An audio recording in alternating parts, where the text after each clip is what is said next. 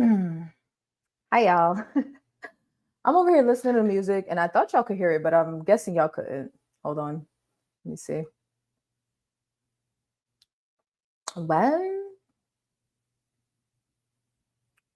hi, everybody. If you haven't already, say hi.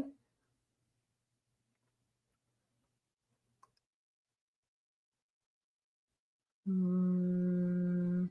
Oh, okay. I see what happened. I see what happened there.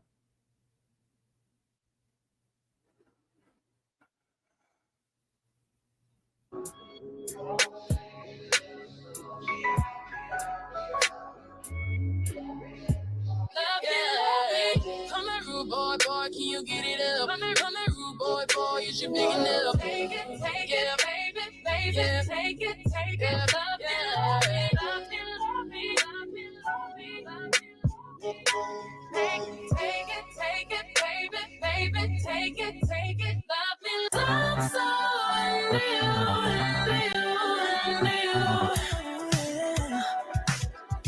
This could take some time.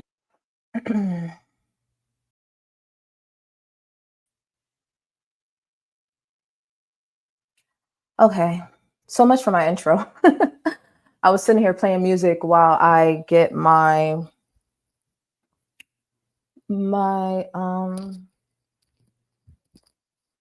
backstage together, my pictures and stuff.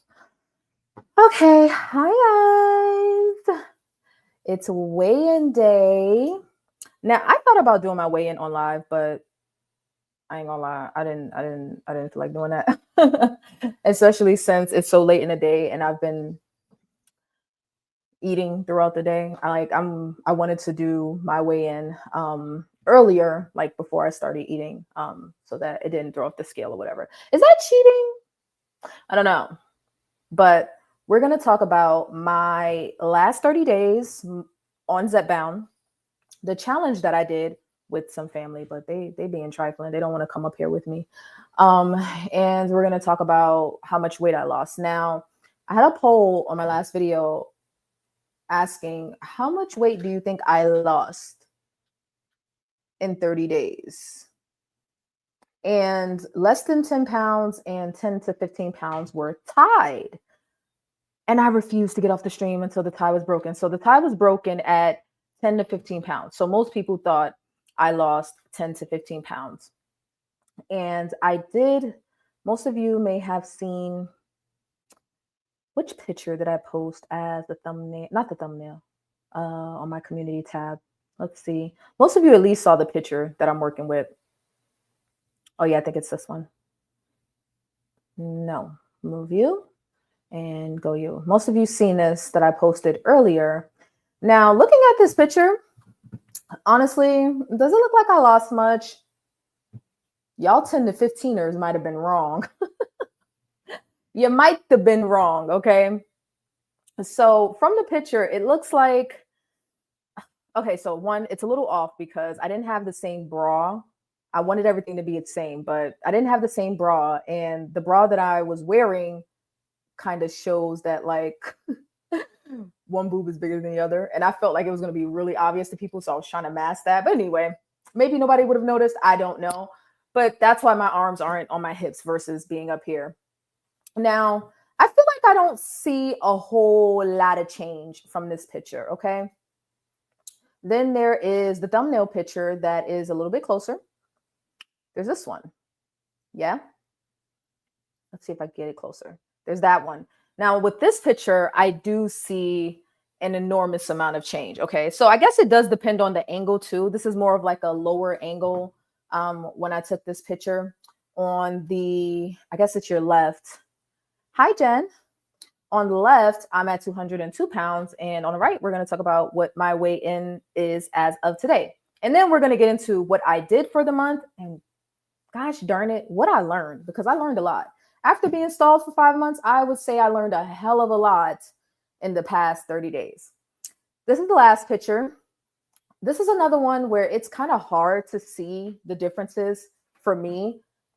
This is probably my least favorite. Oh, you know what? I realized I don't have one from the back. Okay.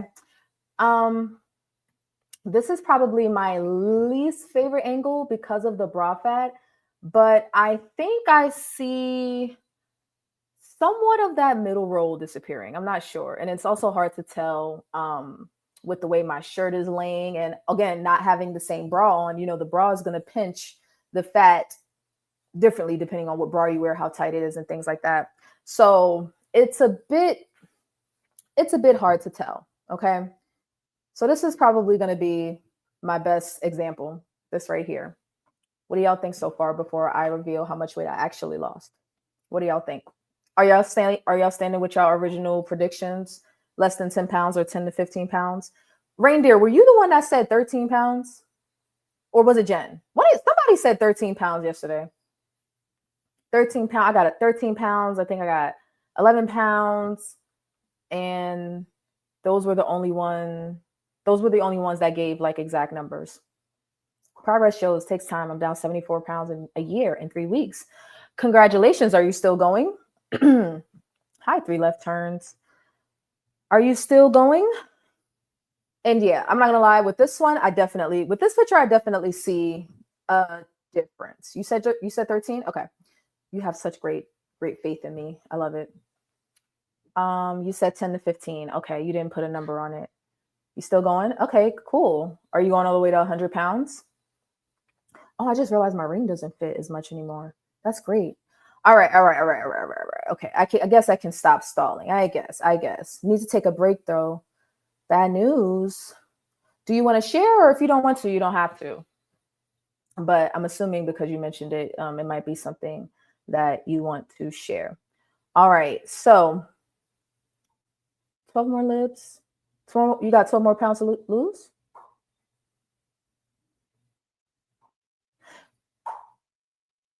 Huh. So maybe we'll get into that later, because now I'm going to go down a rabbit hole of questions. But thank you for sharing, because we definitely want to have conversations about some of the negative side effects. And I want to know more about that if you're willing to share it. Okay, so I got my rosé. Yes, because we're going to celebrate no matter what the results are, right? Like whether I lost 2 pounds, whether I lost 18 pounds, whether I lost 7 pounds, whatever it is, I'm going to celebrate anyway. And this is probably my only opportunity to have a drink. I don't drink very often. The house I'm at has a bar behind me, but I'm not drinking none of that hard stuff. All right, I bought my own rosé from home. And if you don't have any rosé, go ahead and get you some water. Okay, have us a little toasty toast, and we're gonna get into how much weight I lost in the past 30 days. I guess it's 29 because technically tomorrow will be the 30th day. Okay, all right, here we go. You guessed 15. You have so much faith in me. Can y'all see this? Is this big enough? Hold on. I'm sorry. I'm messing up stuff. How do I make this bigger? I don't think I can make it any bigger. Can y'all see? You were close. 3 left turns. I lost 11 pounds in 30 days. I'll say 29, but it's okay. 30 days. Like, let's pretend Monday is here already. So this is a big deal. Okay. Like, guys, like, can we just for a moment, right? Like, let me figure out a good way to do this. Okay. That might be a little small, but I need you to see me and hear me clearly. Okay. 11 pounds is a big freaking deal. And to be quite honest with you, had I waited until tomorrow, no, that's probably cap. I was about to say that I would be maybe another pound down, but that's probably cap. That's a little bit of cap. Okay. And I'm not gonna lie, I think that day, was it yesterday or the day before? I think it was the day before yesterday, where I didn't eat for the day, but it wasn't technically a fast because I had coffee and cream. I think that helped me out tremendously. Otherwise, this would have been closer to 10 or 9 pounds, 9 or 10 pounds. Okay. So I don't have the screenshot of when I was at 202 pounds at the start of the challenge because I didn't have my scale. I was using someone else's scale when I was in DC. But since being home, I now travel with my scale. So I have the proof that I'm at 191 and people don't think I'm kind of capping or whatever. So I'm about to have me a little rosé. These people ain't got no champagne flutes. So I got to put my bubbly in a wine glass. Thank you, Sydney. I know you were waiting. Oh my gosh. And you know what? I wanted to be over 10 pounds. Well, okay, hold on. Let's just say 10 pounds was the goal. Okay. So yay, I met the goal. After not losing any weight for 5 months, y'all, we need to talk. Like, it is a big deal that I went from no weight loss to losing 10 pounds in 1 month. Like, we need to talk about that. I'm starting to see more news items about gallbladder issues and pancreatitis, especially for tirzepatide. Okay, we could get into that today. We can get into it. New subby, hi Nia. Thank you for falling out of the clouds. I appreciate you so much for commenting, and thank you for subscribing. Plus, you need to get on that original scale. Okay, so let me see. Let me go to my app. Let me tell you the last time my actual scale said 202. So when I got home, why? Where is? You motherfucker. My boyfriend needs to stop. Oh, here we go. Oh, crap. I weighed myself under my boyfriend's profile because we use the same scale. I forgot to switch it to mine. So mine still says 194. But if I go step on it now, it'll sync to my scale. Okay. So the last time my weigh-in on my scale said 202 was, does it tell me a date? No. Let me see. That's March. That's April. I was still 202, bouncing back and forth between 200 and 202. Okay. And so April was last time I officially have it in my app. And I was in DC in May, so I used a different scale. But 202 is where I started on that scale. So yeah, it's a different scale, but I have myself at 191. Don't try to take away my progress. Don't try. Oh, okay. So you are talking about my original scale. Okay. Yeah, I brought it with me. And I'm gonna actually get a smaller one to travel around with. I didn't know there's like not a bite size, but open my. I'm over here chatting and scrolling instead of having my celebratory rosé. Okay. And they don't have any champagne flutes, so don't judge me for drinking bubbly out of a wine glass. But okay. So there's a small scale, like a backpack size, maybe even smaller, that I can buy and put in my scale, put in my bag, and it's from the same company. So I'm assuming I can just sync it to the same app, and all of my data will be there. All right. So if you haven't already, drop a comment and say hi. Stop being so shy, people. Like, how long have we been doing this now? Come on. Say your congratulations for 11 pounds, because I'm taking it up a notch for July. And I told y'all at the start, let me see if I'm successful first before I start encouraging people to join a challenge with me. Okay. As you can see, I'm calling it the Venetian 30 because it was 30 days. Okay. Maybe not the most creative name, but so we don't have a lot of time because the first is on Tuesday, and me and my cousin are trying to, hi G's. Me and my cousin are trying to hit the ground running before we slack off, if that makes sense. Like, if we don't continue on with what we're doing, and for me, even take it up a notch, there's a good chance we're going to fall back into some old habits. So today I want to talk about some of the newer habits that I developed, some that I didn't realize were so detrimental to my weight loss efforts. And I guess we can get into some tirzepatide news or Zepbound news regarding gallbladder issues and pancreatitis. I kind of want to talk about this first. Like, let me do a Google search real quick. Hold on. Is it good? Yeah, it's good. I love rosé. I prefer it bubbly too, but it's so hard to drink it out of such a big glass. Okay, so I just need to know real quick, honestly, because I don't keep up with Zepbound news as much as I should. Pancreatitis. Okay, should I share my screen? Do y'all want to see? Let me see if y'all want to see. Hold on. Let me see. Hold on. Stop screen. And share screen. Where Where did it go? Where did it go? Oh my gosh. Oh, I didn't hit pancreatitis. What are we doing? Why are we doing this?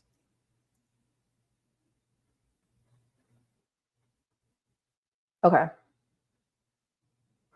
My bad. I'm having a slow moment right now. Okay. So I couldn't even tell you what pancreatitis is, honestly. I couldn't tell you. I don't know. I couldn't tell you, but it doesn't sound good. Okay. Share screen and let's do this. Can y'all see? You can sort of kind of see, right? You can, let me see. I'm trying to see the biggest way I can do it. Maybe if I zoom in a little bit. Okay. So tirzepatide is associated with a risk of pancreatitis, which is inflammation of the pancreas. While pancreatitis is a known side effect of GLP-1 receptor agonists like Zepbound, it is generally considered uncommon, with a rate of 0.2% in clinical trials. But what is pancreatitis? I don't know what it is. Oh, well, it just told me inflammation of the pancreas, but how do you get it?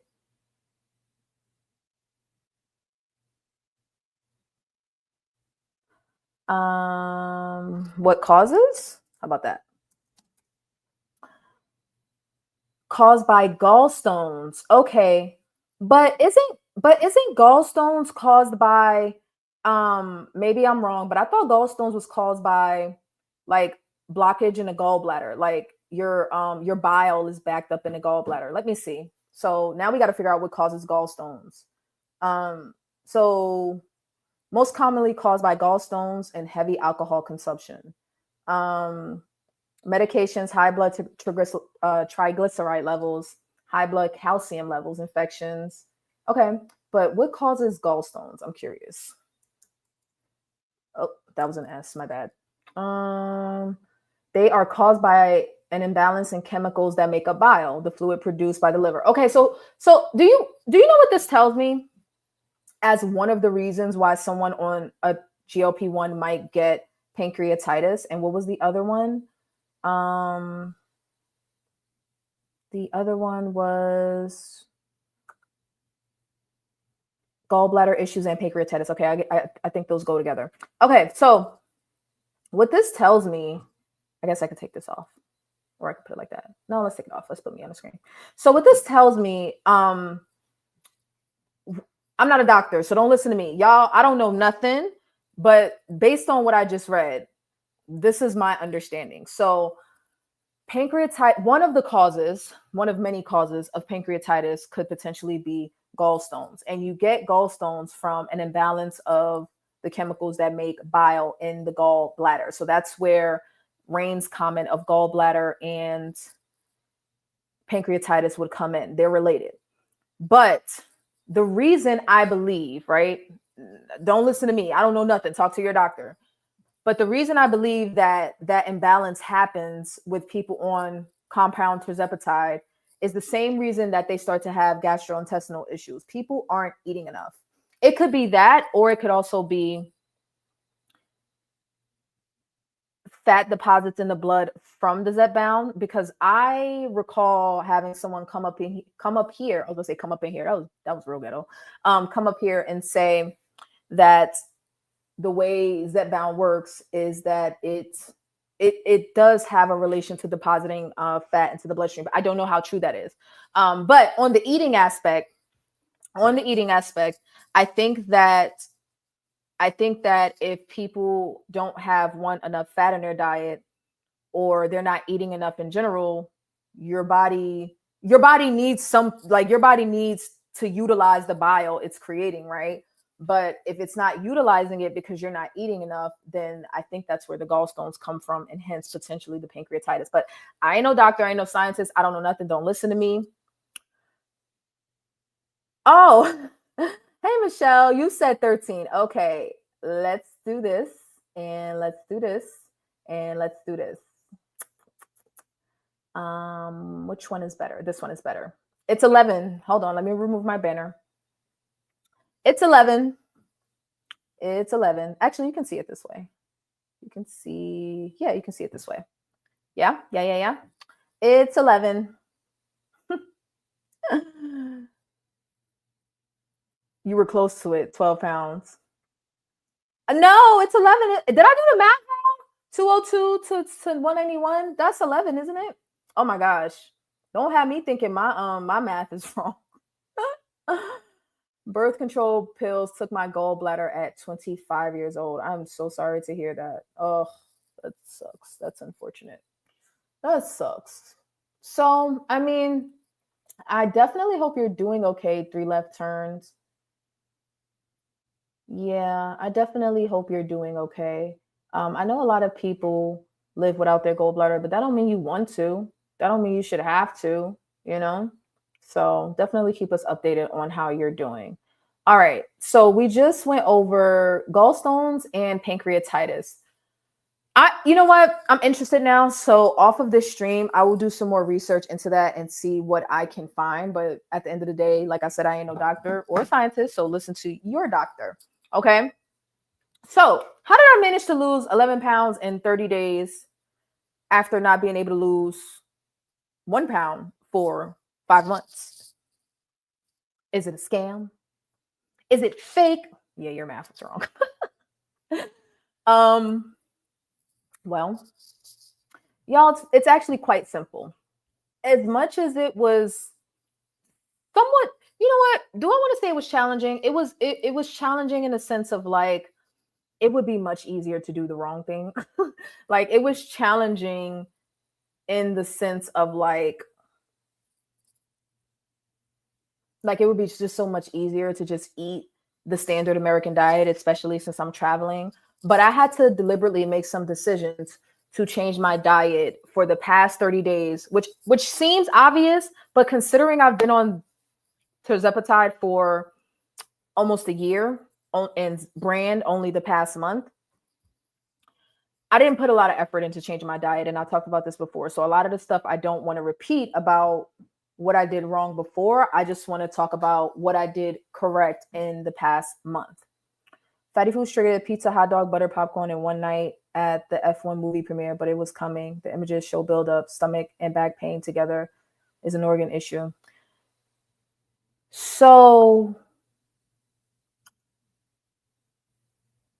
okay, so your body wasn't utilizing the bile that it was building up, and then you needed it all at once. Is that what happened? Do you typically have a lower fat diet? Do you typically have a lower fat diet and had one night of really high fat? Because that's what bile is for. It's to help break down the fat in your foods. And don't give me the line. Let me look it up. Don't give me the line. Yeah, digestion and absorption of fats. No, and I should have. Other than walking dogs for about 20 minutes, twice, something like that.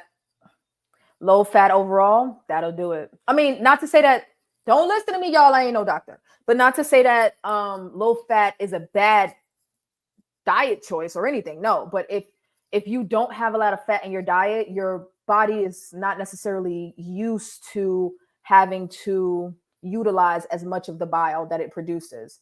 So it kind of makes sense that a high fat day, hopefully, I mean, preferably would not happen in one day, but you know, that bile that's not being utilized, it builds up over time and it causes gallstone, it causes the gallbladder to be backed up. And yeah. So I definitely hope that works out for you. Send some well wishes to Three Left Turns in a chat, please. Oh, girl, I'm 42 now. No, you're not. Okay, not to put you on the spot, but is that you in your profile picture at 42? My digestive system is trash since gallbladder removal, but other than that, I'm okay. Yeah, I have a family member that had their gallbladder removed, and I did not know that she basically never has, like, she hasn't had a solid poop since. Like, it's always runny. It's not funny. That part's not funny. I'm laughing at her, not y'all. But I was just like, what? Why do you keep taking them things out of people? Like, oh my gosh, no, leave it. Not for Three Left Turns, but it's like, Like in my mind, I'm like, leave it in. Can we dissolve the stones? Like, can we pass them? What can we do? Okay. Yeah, yeah, yeah. Y'all don't want to get me started on like the butchery of Western medicine because you're not going to convince me that the only solution is to just take it out. That sounds like a very, and I'm not talking about your situation, three left turn. So I'm just speaking off the cuff about how I feel about gallbladder removal before I even knew your situation. But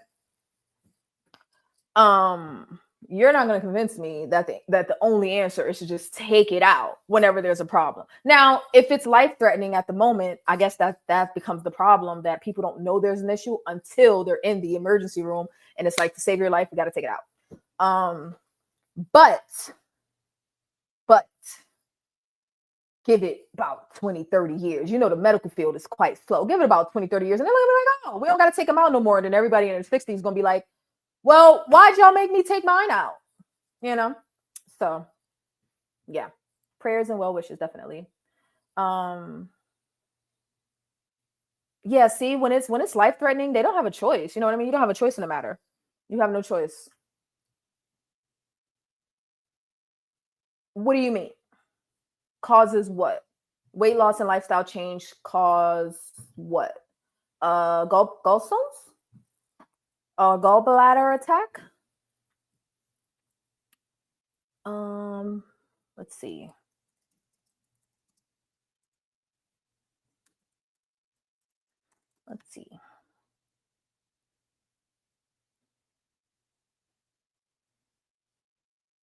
Okay, so I was just curious. To prevent gallstones, focus on maintaining a healthy weight, eating a balanced diet rich in fiber and healthy fats, and staying active. Avoid rapid weight loss and be mindful of your fat intake, opting for healthy fats like those found in olive oil and fish. Now, it says avoid rapid weight loss. So why does rapid weight loss cause gallstones? Rapid weight loss can increase the risk of developing gallstones due to changes in bile composition and gallbladder function. During rapid weight loss, the liver may release more cholesterol into the bile, and the gallbladder may not empty efficiently. These factors can lead to the bile becoming supersaturated with cholesterol, which can then solidify and form gallstones. Oh my gosh, I want to go down this rabbit hole. I want to go far too. I want to go very far down this rabbit hole. This is up my alley. Like this gives me energy. Like I like researching stuff like this. Okay. At the time here in the US, they want 80K to remove it and had done in Mexico for 3K. Okay. Yes. Okay. Yes. That's what I was just reading. Okay. Okay. Okay. Okay. Yes. Okay. All right. All right. I guess I should stop complaining about how I didn't lose weight fast enough on tirzepatide. Has it consistently been 1 to 3 pounds per week?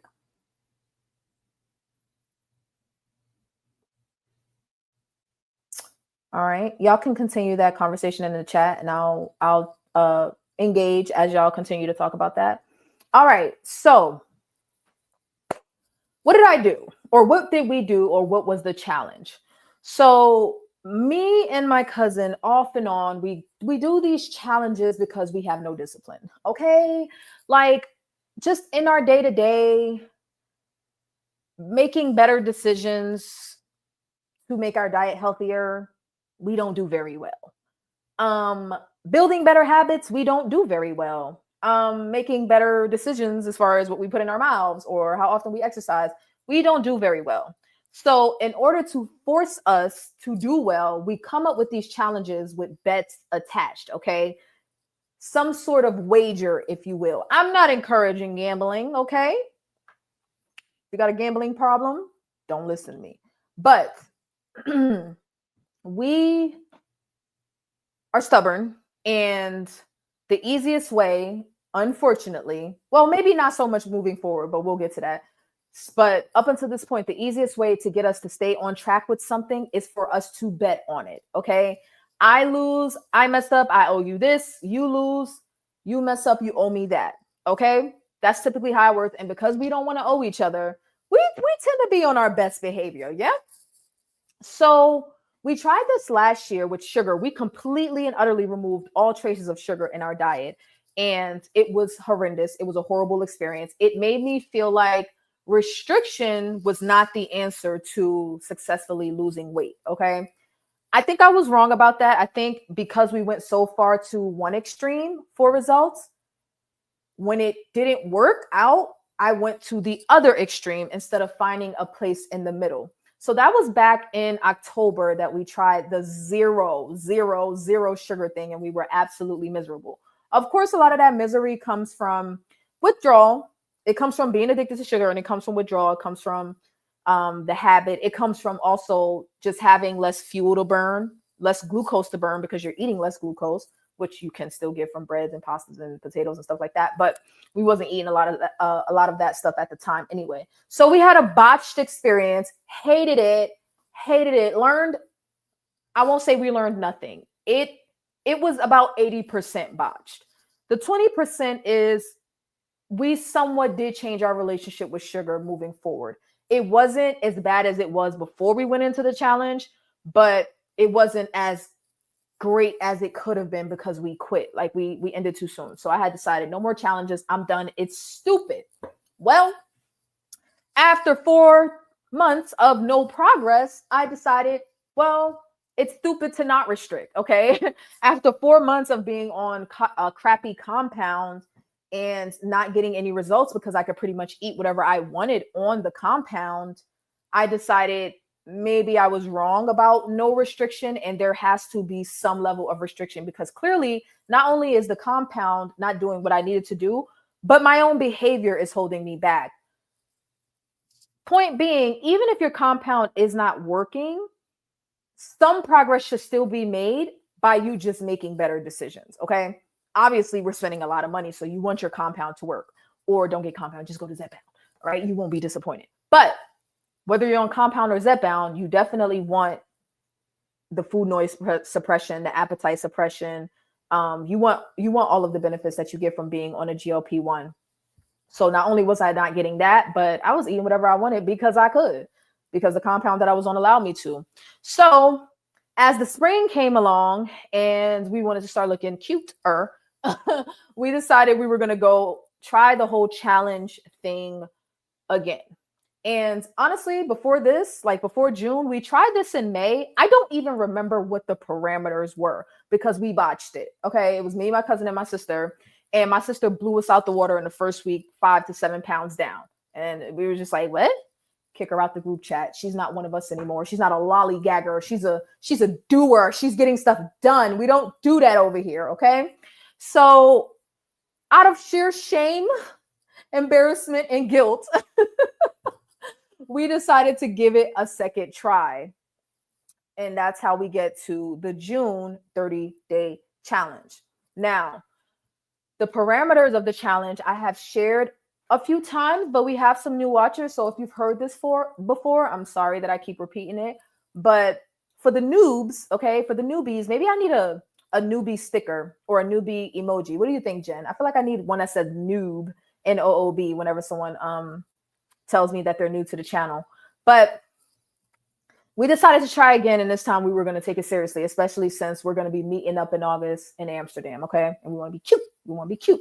Oh, and if you haven't seen, you don't know who I'm talking about, let me share. Oh, God, I don't know where it is. Oh, God, hold on. Let me share a picture of my cousin. Yeah, let me share a picture.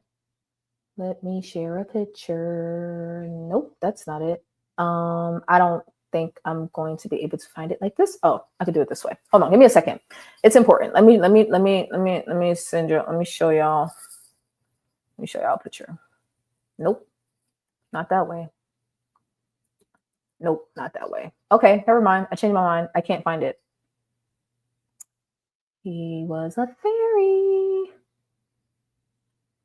I say never mind, and then I keep looking. Okay, never mind. I can't find it. I'll send it to myself in a second. But most of you seen it the last time that I was live. Okay, so we decided to do we decided to do this 30-day challenge, and the parameters were extremely specific. Moving forward, I would try to provide a bit more clarity of the requirements so that other people can join in. Like, now that I have made progress, I feel like I'm in a position to say, hey, do this challenge with me, and maybe you'll see some success, especially if you are stalled, or even if you're not, you're just losing weight slowly. If you just need a little help. Okay. So the parameters were as follows. We were going to go 30 days, and we were to cut back severely or extremely on eating out. Okay. So that means eating anywhere that has to do with a restaurant. Now, if there was like some food that the grocery store made and was selling in like a hot bar or something like that, we didn't include that. Like, if it was like a salad or some grilled chicken or something like that, whatever the grocery store made, we would not include that. But there was no going out to a restaurant for 6 days out of the week. Why is that important? Because me and my cousin ate out about at least 4 times a week, sometimes 6 to 7 days out of a week. We ate out regularly. I talked about how the month before I had spent about $400 eating out. Okay, so this was important. To be honest with you, I had no clue how much this was going to impact my experience and how much eating out was affecting my weight loss. I know everybody just kind of out of common sense says, oh, like maybe you'll lose weight if you didn't eat fast food as much. Yes, that's true.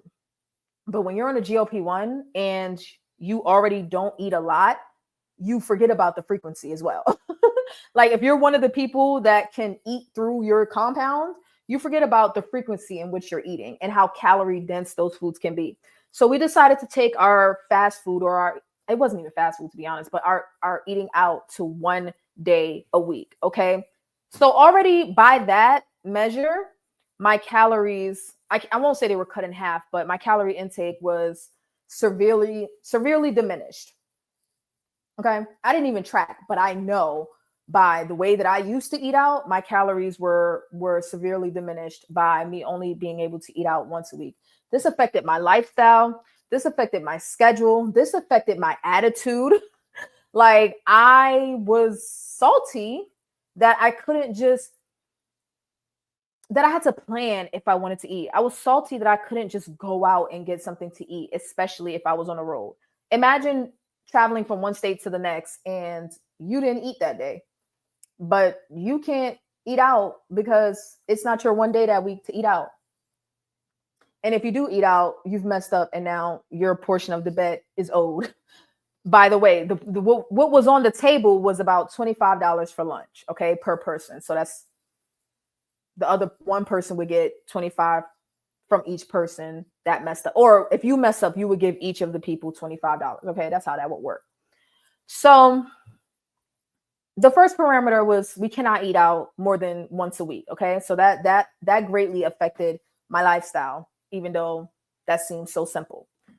The next parameter was around specific things that I knew, but again, I was underestimating. I knew this was affecting my ability to make progress. Again, even though my compound was trash, these additional parameters affected my ability to make progress. One of those things was me drinking my sugar. And I'm talking to the Coke Zero, Sprite Zero people too. I'm talking to y'all too, okay? The parameter was no soda, no juice. Now, most of the people here probably are already like, I don't drink soda anyway. Like, my cousin was like that. Like, I don't drink soda anyway. But at the time, I did. My sister did. And it was adding a lot of sugar. It was adding a lot of calories. You don't notice it because you're drinking it. But I was also having a problem with the artificial sweeteners of Coke Zero and Sprite Zero. The devil's juice. Okay? Like, moving forward, I've officially decided that it's probably best for me to just permanently, like, never go back. And that's going to get into one of the things that I learned. Total restriction on certain things. Jen, don't come for me, okay? Like, I know you're not on the total restriction train, but hear me out. Okay, so no juice, no soda. You would be surprised how much you're affecting your calories for the day by drinking your calories. I know better. But again, extremely undisciplined, and I kind of got to be forced to make certain decisions. Okay. The next parameter was around another thing that we were eating, and that was pizza and fried food. I specifically picked fried food because it went alongside eating out. So even if we were going to eat out that one day a week, I did not want the food to be fried. Again, because of the density of the calories. Pizza specifically because me and my sister we're from New York. We have a pizza weakness. We could eat pizza a couple of times a week. Now, I wasn't at the time, but I also didn't want to be tempted to eat it on my quote unquote cheat day. We didn't call it a cheat day, allowance day, whatever. We didn't have a name for it, but the one day that we would eat out a week, I did not want our food to be fried, and I did not want to have pizza because the calories with pizza can get carried away, especially with the salt and sometimes sugar that's added to the dough and the sauce. So tea and coffee were allowed with sugar. I did not manage. How do I want to say this? So I still had sweet coffee, but it was sugar that I put in it. So I didn't buy pre-sweetened coffee. So like typically I would go to a McDonald's and get a caramel iced coffee, and they put as many pumps in there as they want. What I would do was I would have my coffee at home, and I'd put a teaspoon or 2 teaspoons if I wanted it. Also, if I wanted iced coffee that was sweet, I would go to Panera Bread, where I have a membership or a beverage kind of subscription. I can have it as many iced coffees as I want, and they allow you to put the sugar in yourself. So I could count and track how much sugar I was putting in my coffee. But even then, I still think that I'm not really comprehending how much sugar I'm putting in my coffee. Like I think because I go to Panera and I use 2 pumps, but I'm not really counting when I'm at home. Like, yeah, I might count 1 or 2 teaspoons, but what if I have 3 cups of coffee? I will literally have 3 cups of coffee, hot coffee in one day, and not even consider that that's like, 6 to 7 teaspoons of sugar. Plus I had an iced coffee, which is another 2 to 3 teaspoons. I'm at 10, 12 teaspoons of sugar in one day just from drinking coffee all day. So I wasn't really considering that, and I wasn't really trying to, because I felt like I could afford it considering I wasn't drinking juice and soda. Okay. But imagine me having like 3 or 4 cups of coffee in a day, plus like a cranberry juice or like an orange soda. Like I would do stuff like that's a lot of sugar in one day, but I just wasn't paying attention to it. So yes, we could have tea. Sometimes I had sweet tea. Sometimes I had green tea, and often I had sugar in my coffee. So this was not a completely sugar-free challenge, okay? But pizza and fried food, this was hard. Now, I did not make it through the whole challenge without fried food or pizza. Hear me out. Okay? I didn't even have a perfect month. Had I not messed up, y'all remember I came on here and told y'all I messed up one day and threw the whole week away? So I had a perfect first week with 0 mess ups. By the time we got to the second week, I accidentally ate at a restaurant when I was just there to get an iced coffee. It was a breakfast place. I was simply there to get an iced coffee, and I ended up ordering some potatoes, some breakfast potatoes that are fried to go with it, because it was just habit. Like I was used to doing that, and I forgot. According to the challenge, 1, you can't be eating out, and 2, it shouldn't be fried. Now, it wasn't deep fried, so technically it would have been okay. But the fact that I ate out, I was like, oh, okay, I messed up. So because I messed that up, I threw the whole week away. It was stupid. It was goofy. It was unnecessary. But I managed. I ended up eating out for the rest of the week. And part of what I ate out was fried food. I continued to eat fried food. It was like fried chicken. I think I even had French fries at one point. Like, so for week 2, I was just eating out. Like, I just gave up. I was like, try again week 3. And that is the last thing you want to do. Okay. When we talk about being on a diet or a challenge, 1, your diet should be something that is going to lead you to a way that you can eat for the rest of your life. Okay. A diet is typically looked at as something temporary, but it really just means the style of eating that you partake in, the way that you eat. So whatever you eat now is your current diet. But when it comes to losing weight or even maintaining your weight or even gaining weight, whatever you're trying to do, whatever your goal is, you want your diet to be something that is sustainable. So I don't necessarily like doing a quote unquote diet for 30 days, right? I don't necessarily like that, right? Because what's supposed to happen at the end of the 30 days? You just go back to eating the way that you used to eat. That's typically what happens with people. So the pizza and the fried food were a no-go for me, but when I messed up in that second week, I was just like, whatever. I already messed up, so may as well keep messing up, which is a bad attitude to have. Okay, I learned that is a poor attitude, because I promise y'all, had I not sabotaged my second week, I probably would have been closer to like 13 or 14 pounds down, without a doubt. I would have been at least 13 pounds. Like, I got to 11 by the skin of my teeth. I would have been at least at 13. So no pizza, because you can't really account for the calories. It is super hard to track a pizza when you eat it accurately. Like, it's super hard to track the carbs and the calories in that. And it's super hard to track the calories in some fried food that you get from outside the house. But we couldn't even cook our own fried food either. So it was no fried food. It was supposed to be, but I ended up having some. And then in week 3, I was in a hotel for a couple of days. So I did eat out. So again, I was technically messing up, but I didn't have to eat what I chose to eat. So here's what happened. I was in Chicago and I almost made it out of Chicago. I was in Chicago for a week and a half and almost made it out without having one slice of pizza. And then I got down to my last 2 days and I was in downtown Chicago and I just had to have me a slice. It wasn't even all that good either. It was okay. It was good. Like, it was okay. It wasn't deep dish either. It was like regular New York style thin crust. I don't like that deep dish monstrosity, but I did have it. I was like, it wasn't even worth it. It wasn't even worth the quote unquote cheat or mess up. And then moving on from there, I ate out for 2 days or 3 days because I was in a hotel and then I had to travel home on the 3rd day. So I messed up on the 3rd week. And then on the 4th week, I was back on track, doing well, no mess ups, no problem.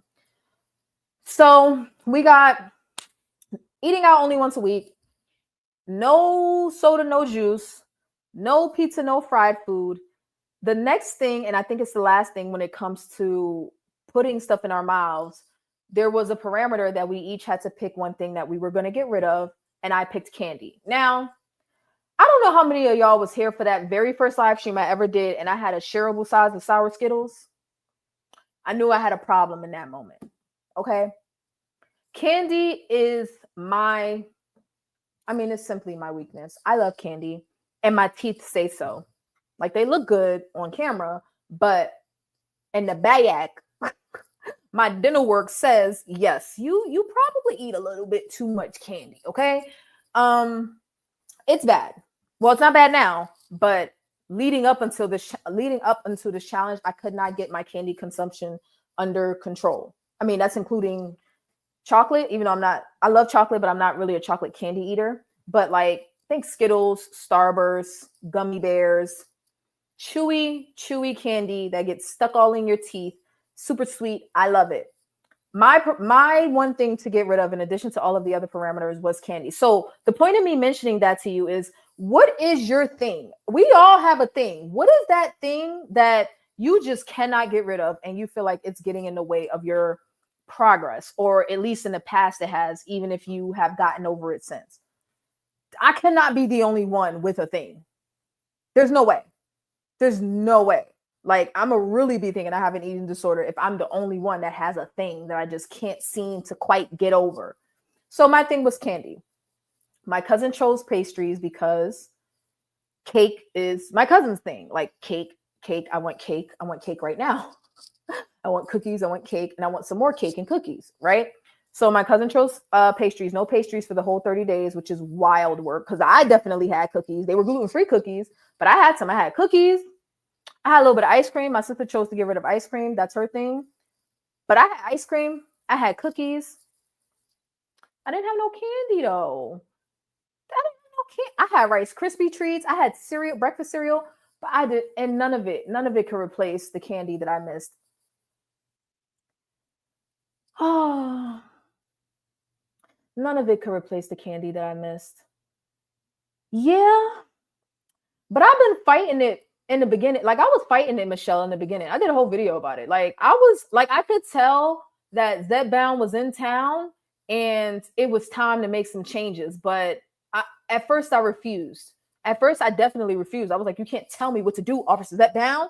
Like, so mentally, like psychologically, it's like you still have to make a choice to make those changes. Zepbound is just here to make it easier to make those changes. But man, I was fighting. I was fighting. So to go 30 days without the thing and the thing being candy, to be honest, I don't even want to go back. I'm afraid to go back to eating candy because I'm afraid I'll never stop again. I'm talking true addict here. I'm afraid that if I introduce, there's no reason for me to because I don't crave it other than me missing it emotionally and mentally. There's no reason physically, there's no reason for me to. I have no craving for it. I have no like physical taste for it. So it's likely that if I ate it, it wouldn't even be necessarily good to me. Like it wouldn't necessarily be enjoyable. So I'm afraid to I shouldn't reintroduce it. But then I get into habits like going to the movies, right? I go to the movies, I want some candy. So that's something that I have to overcome. Certain environments are triggers for me, okay? So like just like being at a movie theater is a trigger for me to have a soda and some candy. Being at an amusement park is a trigger for me to have some funnel cake. But because that only happens about once a year, I don't harp on the whole funnel cake thing. I'm trying to think of another environment. Like it's kind of like I don't want to minimize alcoholism, but I was kind of like I was about to say like it's kind of like imagine somebody's giving up alcohol for the first time and then they go to a New Year's Eve party. Imagine how hard that must be, you know? Mm-hmm. Or you're giving up smoking for the first time and you walk out of your office building and all of like 3 of your coworkers are on a smoke break. Imagine how hard that must be, how difficult that must be.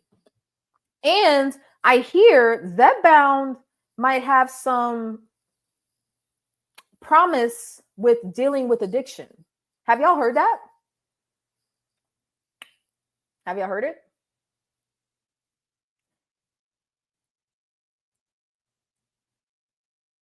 Yeah. Being on 15 has taken away my thrill for the bad things. The 10 milligram has me eating Dove ice cream bars for breakfast. It's time for me to go up again. Why do you think that is though? Okay, so Jen, let's talk about this for a second. I want to talk about this for a second. How do I want to put this? So you would go up to the 15 to avoid the Dove ice cream bars, right? But my question is, and this is what I'm struggling with in my own journey. Is there a part of you that wants to know how to do it without as much help from Zetbound? Or are you on the like are you more so of the mindset that you'll need Zetbound like the highest doses forever? Because I'm team stay on Zepbound forever. But when I say forever, I don't mean every week and I don't mean the highest doses. Like I would like to get to a place where I only need a vial of like 5 milligram every 2 weeks or a vial of 7.5 or 10 every 3 weeks. I'm not saying that that's even possible or would work, but in my mind, that's what I would be aiming for. So I have to develop the habits that will allow me to make the right decisions throughout that 3 weeks until my next injection, right? That's what I'm thinking. You shouldn't want ice cream for breakfast. I agree. So my question is, one, do you know why you want ice cream for breakfast? Because I think it matters why. And two, are you saying that Zepbound is the only way, like moving forward, like Zepbound is the only way for you to not want ice cream for breakfast? So essentially you'll never be able to titrate down, nor do you want to. That's not necessarily a bad thing. I'm just trying to like figure it out and compare it to like what I'm trying to learn about myself. I'm sure I could go longer, but not lower. The 2 is here. Why would I struggle? Okay. Okay. I got you.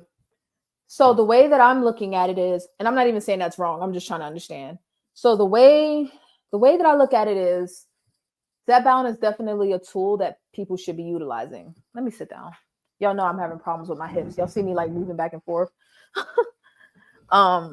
So Zepbound is definitely, or tirzepatide, a GLP-1, is definitely a tool that I feel like almost anybody should utilize, unless you have some sort of medical condition that keeps you from utilizing it. But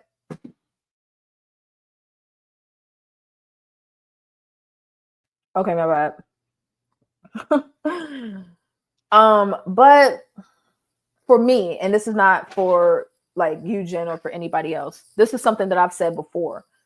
For me, I'm willing to use the tool to my advantage, but because I have emotional attachments to certain things that I eat, it's not everything. I don't have an emotional attachment to apples or kale. I don't have an emotional attachment to steak. I don't eat steak. I don't have an emotional attachment to rice, and I eat rice. But certain foods I have an emotional attachment to because they have addictive properties. So I think like this is the reason I started Zetbound, because I needed help overcoming that desire. But I don't think I've truly overcome it. I think it's simply masked. I think it's, for me, it's simply, hello? Are we all having a party back here? Y'all want some rosé? Okay. Rosé in the dog bowl. So for me, I feel like as long as you're comfortable, you good? Okay. I feel like it's simply being masked, and I'm okay with it being masked while I reach my goals, because it's not like I've ever stopped Zepbound. People say when you stop, the hunger comes back in such a ravenous way, and that would make sense because the whatever's causing the cravings, and I don't think it's hunger, I think it's cravings that come back in a ravenous way. Whatever's causing the cravings is being suppressed. I don't think it's being fixed. I've used the word fixed before because that's what it feels like, but I don't think it's being fixed. I think it's being suppressed, and I'm okay with that suppression. Suppress me. Suppress me. Suppress my appetite. Suppress my cravings. Crush that food noise. Yes. Put a lid on it. I'm okay with that. But there's going to come a day where I try to take that lid off. And I just want to be equipped with the tools, additional tools, right? Not just Zepbound. I want to be equipped with additional tools to handle what's going to come with that. And I think that's just where my mindset is. And that was the point. That was the point of this challenge. I know my weaknesses. Certain foods, I simply, I don't want to say cannot have, but to make my life easier, I simply should just not have. It's that simple. Like, does everybody need to do people need to remove foods from their diet? Unless you have an allergy, probably not. Like, do people need to never eat sugar again? No. You don't need to never, and I have no desire to never eat sugar again. Like a part of life is being able to enjoy the things that you eat. I will say it's hard on Zepbound to enjoy certain foods. So some people struggle with that. I struggled with that in the beginning, but not so much anymore. Something about Zepbound is just really smooth for me. Like when I eat, I enjoy it. When I don't eat, I'm okay. I'm straight. I'm not stressed. I'm not overwhelmed. I'm okay. Like I don't know how to explain it. Like I don't feel like my appetite is being crushed beyond repair. I do feel like I would feel that way if I go up to like a 10 right now. I think I will go up to a 10 later, but if I go to a 10 milligram right now, I feel like I'll be crushed. Like I would just lose all willingness to eat anything ever again for as long as I'm on a 10 milligram. So that's not for me right now. But I'm just saying that I have had, like, I got to 240 pounds, not because I had a Zepbound deficiency, but because I have some really poor habits. And obviously the foods that I was choosing was just not good for me. Like They were weight fat inducing foods. They just were. Like, I have a horrible diet. And I'm aware of it. It's probably not going to change anytime soon. Well, I mean, it's changing, but it's changing slowly. And that's why we're talking about this. 10 milligram is not for me either, but I just got a 3-month supply because the insurance issued July 1st. I needed 90-day supply. Try Plume vitamins. What are Plume vitamins and what are they for? So far as doing the job. Tell me more, Reindeer. What is it? What is the 10 milligram doing for you? Is it the appetite suppression, food noise, being crushed? Would you say it's like at 100% effective or like 90, 80%? Tell me more. I moved up to a 12.5. It did nothing for me. I've heard that before. I will come home and eat cookies for breakfast. That's another reason why I say higher doesn't mean better. Yeah, I've heard that about the 12.5, but I also heard it about the 7.5. The cookies for breakfast, I could do that on my 7.5 milligram compound. I guess if I wanted to, I could do it now, but the gem is that I don't want to. Like, I'm cool with not doing it. Whereas I had to fight temptation before, I'm not fighting temptation now. Like the temptation is, it still can get me. I was tempted to have that pizza before, like a couple of days ago. My boyfriend came home with a box of pizza. Luckily, it was cold because it was hot. I don't know what I would have did, but I could smell it. I could smell the crust, and it wasn't even like great pizza. It was Papa John's. I like Papa John's, but I could smell it through the box, and I'm just like, oh my god, I just want to bite.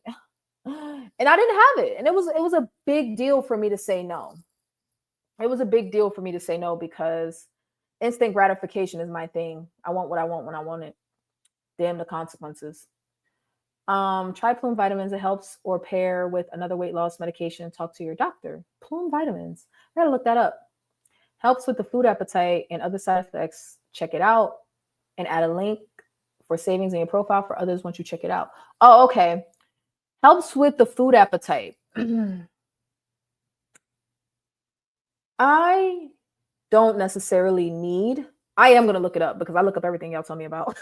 But I'm at a place where I don't necessarily need additional help with my appetite. I need to work on making better decisions. So we talked about the pizza, the fried food, the candy, all of that. Now, decision making. We were supposed to work out 3 days a week for about 30 minutes a day. And it could include walking.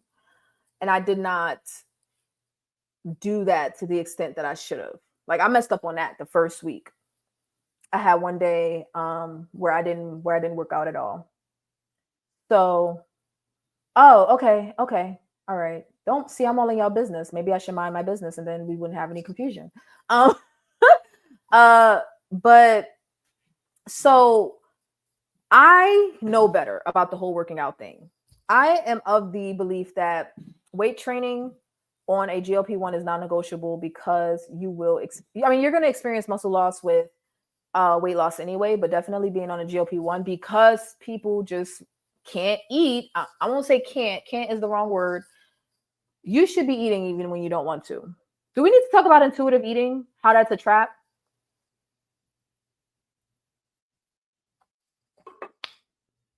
If we all did intuitive eating on a GLP-1, we'd all weigh 100 pounds because your body would tell you to never eat. How are y'all getting around not having an appetite, but still, at least the majority of the time, I'm giving y'all credit, at least the majority of the time, making sure that you're making a good, solid effort to eat enough during the day? How are y'all getting around that? And I'll share how I'm getting around. I'm not getting around it, but trying to live with it. The first thing that I tried was extending my injection. I'm not telling you to do this. Don't listen to me. Listen to your doctor. But the first thing that I tried was extending my injection from 7 days to 10 days. And it was wonderful. That probably was my favorite week on Zetbound. It probably was my favorite week on Zetbound because I got to eat. Oh, it was so great. It was so great. I got my appetite back around day 6. But I didn't have my injection until day 10. So I had day 6, 7, 8, and 9 to eat. And then I fasted on day 9 to day 10. it was so great to just be able to get some food down, but also like I could stop myself, right? Like I couldn't overeat because you still get the appetite suppression. Even if you get a little hungry, the Zepbound is still in your system. So I had enough in my system to stop me from overeating, if that made sense. Now, it didn't suppress my appetite to the point where I didn't want to eat because it had worn off. I was on days 7, 8, 9, 10. But it suppressed my appetite to the point where I could eat what I wanted and then stop. Perfectly fine, no problem. I most of the time I can't even finish my food. That's the sweet, like, hear me out. That is the sweet spot on Zepbound or any GLP-1. Any GLP-1. The sweet spot is like being able to make it majority of the week without many cravings. And then toward the end of the week, being able to eat the foods that you want to eat, preferably making better choices, good choices, right? Like I didn't go out and have McDonald's. Oh my God, that makes me want to throw up just saying it. That makes me want to throw up just saying it. Juicing and feeding my children helps me eat every time I feed them. With work, oh, it's hard. My staff always comes and asks me if I ate yet or take lunch. This is what helps me. Wonderful. I was supplementing with protein shakes, and now I'm trying to find a different brand that is good. I tried the Only What You Need brand, plant-based. It is absolutely disgusting. Plant-based protein is gross. Why do they keep making products like? I guess it's for the vegans, but plant-based protein is disgusting. It's so gritty and chalky because it doesn't dissolve. Like they're literally drying out peas, grinding them up and turning it into powder and calling that protein powder. And I'm just like, ugh, like you can't dissolve that. It's not dairy. It's disgusting. It's disgusting. I don't like it. I don't like it. So back to working out. I didn't work out for 30 days other than walking the dogs that I pet sit for, which is not enough. So with that being said, right? So I changed my diet, meaning I focused on proteins and fats. I did not track my calories because I ate foods that I can already like kind of track off the top of my head, like my bacon, my eggs, my chicken, turkey, cheese, protein shakes, milk, cereal. Like I've tracked that stuff for so many years that I can, for the most part, track it on top of my head. And I'll only start tracking if I feel like I'm under eating or overeating. Overeating is rare. But with that being said, this means that I've been getting in my own way for a long time because I wouldn't say I made that many changes. Like that doesn't even sound hard to some people. In fact, my cousin was already doing some of that stuff. And my cousin lost about 8 pounds. I lost 11. My cousin lost about 8. So it wasn't Zepbound that caused the weight loss. It was the changes in what I was putting in my mouth. So I have a choice moving forward. The reason I ended the weigh-in today instead of tomorrow, even though I would have had a more favorable weigh-in tomorrow, is because we're having a buffer day before we take off into July. So now let's talk because y'all are going to help me out with this, okay? I'm not putting no pressure on y'all. I just need a little help here, okay? So we know how I got 11 pounds off, which means I've been stopping myself. Not only was the compound bad, but I've been stopping myself from losing weight simply because of what I've been eating. Just like Jen said earlier, you have the tool, why not use it? My tool was failing me. My tool was from the Dollar Tree.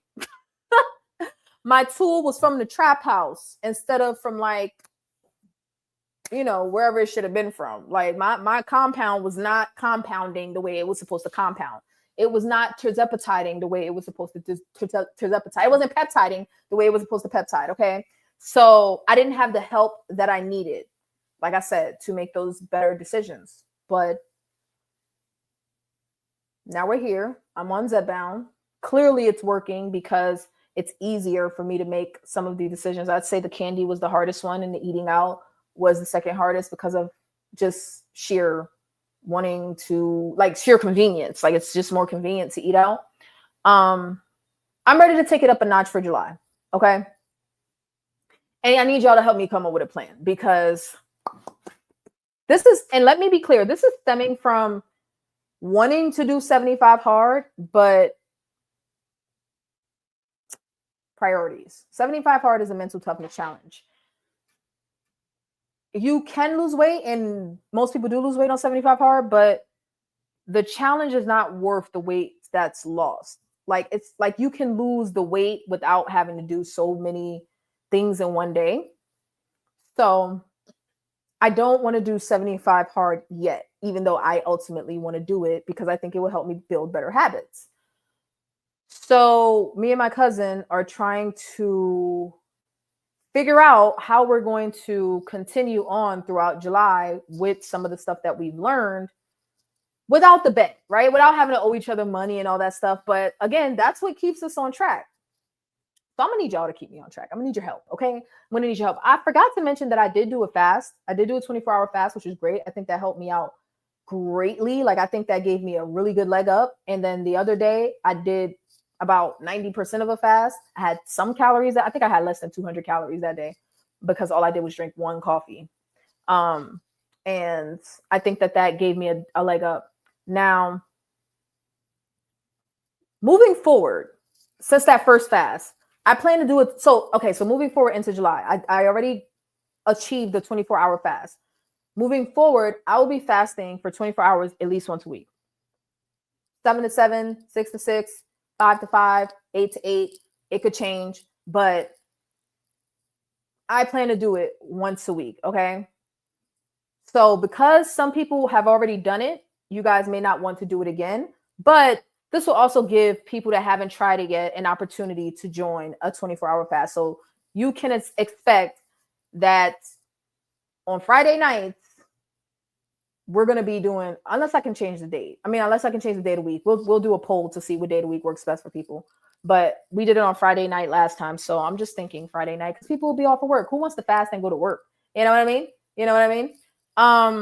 So moving forward, I will be doing a 24-hour fast once a week. And I think that will assist with my weight loss greatly. Now, we did talk about pancreatitis and losing weight too quickly. So I am keeping that in mind, which is why that's something I have to do some additional research on. Try swimming for exercise. I can get in the water. I don't know how to swim, though. I can walk around in the water. I can float. But I don't know actually how to actually swim.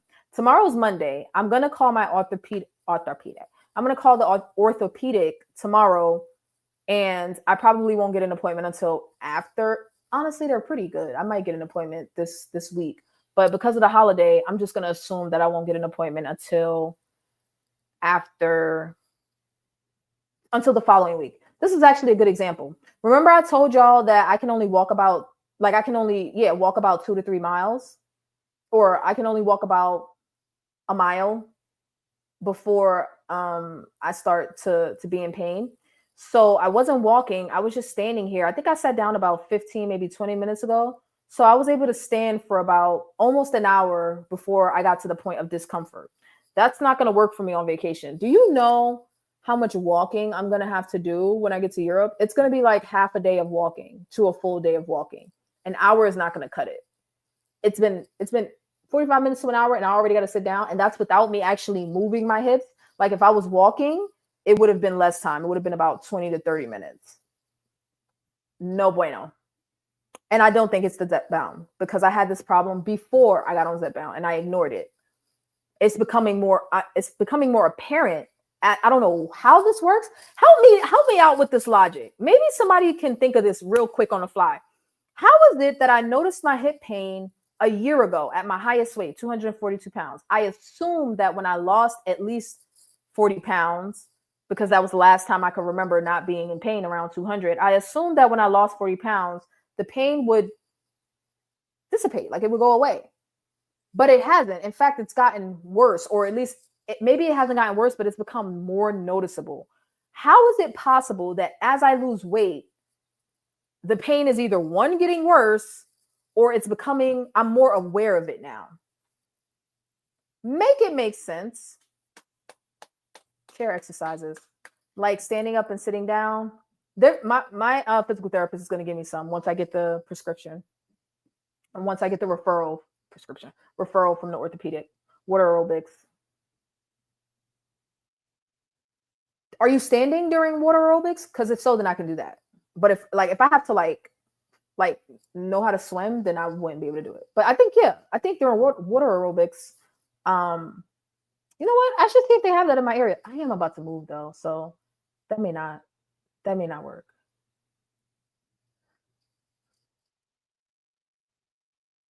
But why does it feel worse? Cause it could it have been the timing? Like, could it have been because it's been about a year? Okay, so let me tell y'all what I think happened. Um, I work in cybersecurity, so I sit for about 10 hours a day. So we're in 2025. I spent 2023, like I had no hip pain problems in 2023 at about 200 to 210. Even when I gained weight back and forth to 220, no problems. But in 2023, I ballooned up to 240 and I stopped moving. One, I stopped working a second job where I had to be on my feet. So I didn't have to stand as much during the day. Um, so my life consisted of sitting 10 hours a day, 40 days a week for work, 40 days a week. Oh, 4 days a week. I work 4 days a week. 10 hours a day, 4 days a week. And when I wasn't sitting, I was laying down in bed or on the couch or sitting or laying or sitting or laying or sitting or laying. So I did that from about the fall of 2023 up until the spring of 2024. And I didn't notice anything. I didn't notice any problems. No exercise, no nothing. I was going through um what I would consider seasonal affective disorder, but I never officially got diagnosed. Okay. So when I went to when I went on vacation and so I went sitting and standing, sitting and standing, sitting and standing with no exercise, no walking, no going outside, no nothing. I was working from home, so I didn't even have to walk to work or any of that. No, I'm lying. At this time, I wasn't fully remote yet, so I didn't have to go into the office 2 days a week. But I started taking the elevator because I got too heavy. I would take the elevator to the second floor. I would take the elevator to the second floor because I got that heavy.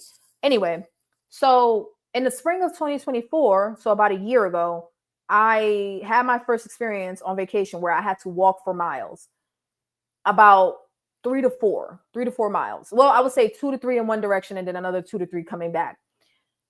And I realized I had one day of that, and I barely had that. Like on my way back from my walk, I was able to stop. Like we had a destination, so we stopped and sat down. But after that, I spent the rest of vacation pretty much not walking very far away from the hotel at all. I don't even think I left the hotel. So I noticed in the spring of last year, around April, I have a problem with my hips. Like I've officially gotten too heavy. I have a problem with my hips. So this could have been because I spent 6, 7, 8 months only sitting and laying down. Maybe it's muscle loss. I don't know. I don't know. Maybe it's tightness because in cybersecurity, your shoulders come forward, right? Like I'm doing this a lot. Like a lot of times I have to remind myself because I'm in physical therapy to sit, shoulders down and back. Like I have to be conscious of it. But maybe the sitting, maybe having all of that weight on my hips, you know what I mean? Like, and not working out, maybe I have some muscle fatigue or some atrophy, or I lost some of my muscle, or they just got weak. And then maybe the muscles are simply just too tight. Like I can't even stretch properly without, like, my range of motion is just shot. It's just shot, completely shot.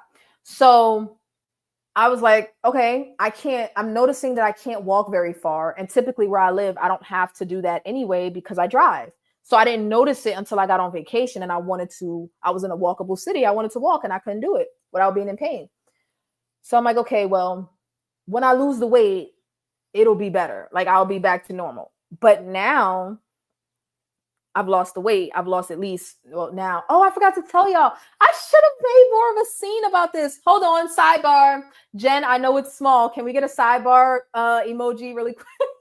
I know it's small, so people aren't going to see the side part, but just help me out. Just help me out. Sidebar real quick. Sidebar. Guys, people, I'm officially 50 pounds down. How did I not mention that in the beginning?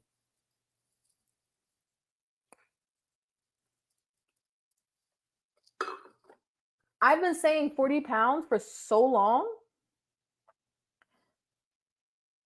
I've been saying 40 pounds for so long. I forgot to mention 192 is the official, and I'm at 191. 192 is the official 50-pound mark. I was supposed to be here in January. I'm not going to complain. I'm not going to complain. I'm not going to complain, but I'm just saying 50, okay? Count them, 50 pounds down. So it makes it worse that my hips aren't hipping the way they should be hipping, okay? So I said that to say, I think my lack of activity, my lack of movement caused my mobility issues right now. I can walk, but if I am on my feet for too long, my hips will start hurting more quicker than my feet would. Typically, only I have to deal with my feet hurting because I have flat feet. That's normal. I've had that my whole life since I was a child. But now I don't even get to the point of my feet hurting because my hips will start hurting first. So I have to end my walking or standing before I even get to the point where my feet will hurt. Being on my feet for an hour without and then being in pain is unreasonable. It's not normal. It's not acceptable. I can't deal with that, and it needs to be fixed. Now, about it could be too far gone. Wait, with standing, are you saying standing would have caused the pain, or standing or not, or standing would have helped the pain? Which one? Thank you guys. And I can't see the Venetian sidebar emoji on my end on StreamYard. It just says Venetian sidebar. But I can see it on YouTube though. But so, right? Like, my lack of mobility is probably my own fault. I don't think I have an injury. You know what? I mean, I guess I could, but I don't think I do. I don't think I'm injured. I don't think I'm injured. But I said that to say, so this is not a Zepbound issue. I'm not even saying Zepbound couldn't have made it worse. I don't know how that works. But I had this problem before I started Zepbound, and I simply thought that losing the weight would make it better, and it hasn't. If anything, it's gotten worse. Or what my other thought is that because the inflammation is going down in other parts of my body, because other parts of my body are starting to feel normal, the problem areas are starting to stick out more, is what I'm thinking. I think that the pain in like my shoulders, my hips, and my lower back are starting to it's starting to stick out more as I lose the weight. Because when you're too heavy, everything hurts all the time. So you kind of get used to it. Like it's not acceptable, but it hurts all the time, and you can't really tell what's a problem because everything is a problem. But as I lose the weight, I kid y'all not, it's so like it is like it's louder. The pain is so much louder. And I think it's just because the more weight I lose, the more aware of it I'm becoming. It could, my massage therapist mentioned something to me like weight redistribution as well. Like, because I was having more back pain, lower back pain as I was losing the weight. And he felt like my body, like my lower back and my hips were not like, we're having a hard time adjusting to the weight difference. But I didn't think of anything. I didn't think anything of it at the time, but in hindsight, I'm like, I don't really understand how that works. Like, how would that work? How would me having less weight on me cause potentially, even if it's temporarily, more pain? Like, how does that work? I don't know. How does that work? Like, if somebody sits a car on top of you and then takes it off, why would you be in more pain? I don't know. I don't know. We're always standing. Okay. All right. So what I'm going to do is I'm going to see if there's one available close to Charleston, because I'll be in South Carolina. Charleston, Somerville, that area. I'm saying that like y'all know, but I'll see if, you know what, there's probably a YMCA that has it. Okay, let me write it down. I've been writing notes down that y'all been giving me the past couple of days. Water aerobics. Okay. I wonder if my physical therapist, I wonder if that place has a pool. I've never seen one, but that would be really cool. That would be really cool. But anyway, so that's the thing with the hips, right? So let's get into what we're gonna do for July. And by we, I mean me, unless you're gonna join me. What are we gonna do for July? So I don't want to make false commitments, but I'm thinking candy and soda is off the table. I just think it is. There's no reason for me to bring it back. If I do, my progress will stop. I promise you, it will. There's no reason for me to bring it back. Like, does that mean if I go to, but okay, so when I say remove it, I mean like if I go to Germany and there's like a street fair and they got some, better yet, Belgium. When I go to Belgium, I'm going to have Belgian chocolate, right? Which is candy. I'm going to have Belgian chocolate. But that is a treat and an experience. And this where one of the things that I learned in the past 30 days comes in.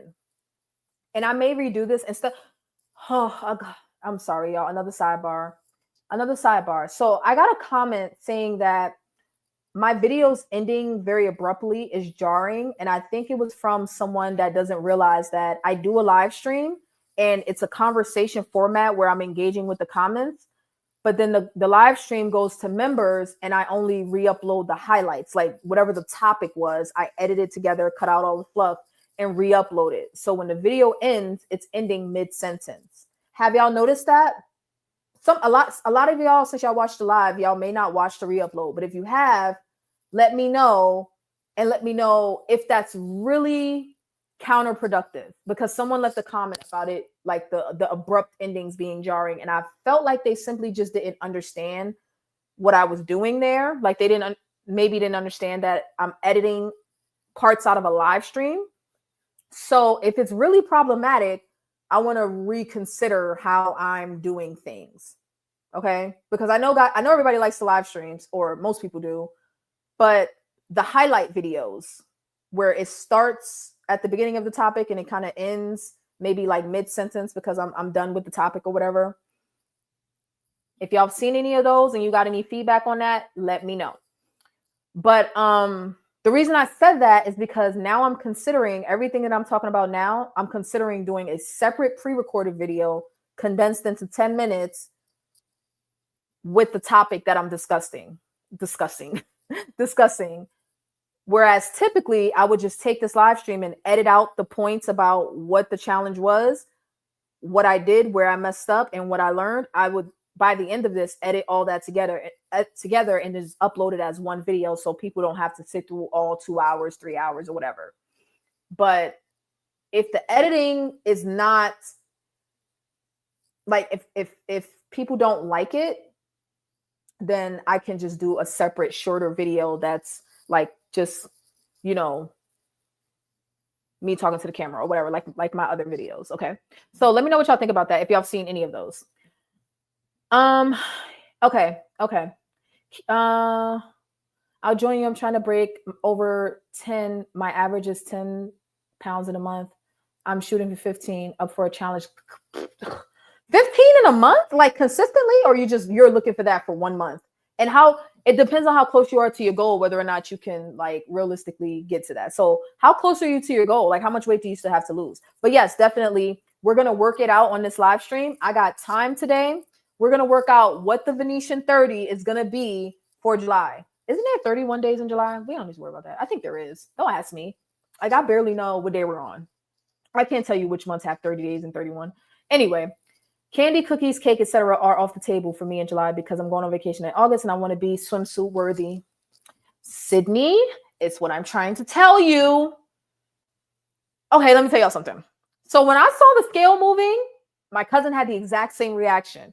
Our reaction was, what's the plan for July? We got to keep this going. Like it motivated us to do more, like to keep going and do more. Like for me, I got to take it up a notch because I'm suspicious of my sugar content. I'm suspicious. Like I had a lot of sugar this past month and still managed to lose 11 pounds because there was a lot of things that I wasn't eating. So I managed to eat Rice Krispie treats. I had breakfast cereal, sugar in my coffee, and occasionally I had some sweet tea or green tea. Oh yeah. 10 is actually, you're in a healthy range for 10. So if you're aiming for 15, who am I to tell you not to? But that's aggressive. Like that's aggressive. So I'm not trying to discourage you, but just I don't want you to be disappointed if you don't get if 15 off in a month. But we gonna do this. We're gonna make an effort to make some progress in July. Okay, so candy, cookies, and cake are off the table. Swimsuit ready? Absolutely. Absolutely. You do put across the screen join members to see full video. So I knew that was the reason why it doesn't bother me. Nia, I'm aware, but I was told. Okay, so in all fairness, the person that left the comment, and if you're watching, please leave a comment because I'm taking your comment seriously, and I want people to have a good viewing experience. Technically, the video that they left the comment under was not one of the shorter videos. What happened was it was a live stream that had gone on for like 2.5, 3 hours.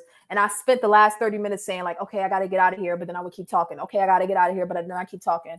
It got to the point where I really had to run. So I was like, oh my God, I'm late. Okay, thank y'all. I'll see y'all. Bye. And then I left. So that was the video she left a comment under saying, you know, essentially, I love your videos, but the way the videos end so abruptly is jarring.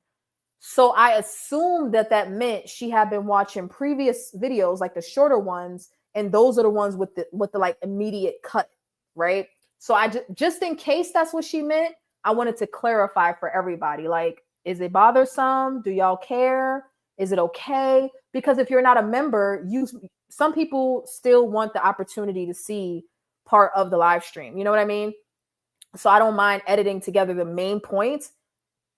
Even if you are a member, you may not want to sit through 2 hours to figure out like, okay, so what was the point? Like it's nice when you're live, but when you're watching the playback, somebody may not want to sit through all 2.5 hours or 3 hours. So I take the highlights and I edit them together or whatever. So thank you for saying that it doesn't bother you and that the join the members does help, because that's the method for right now for people that missed the live stream. So she could have been talking about that, or she really could just be talking about me saying, okay, sorry, bye, I gotta run. Like she could have been talking about that, but it makes more sense that she's talking about the edited ones. You haven't done anything to go. Okay.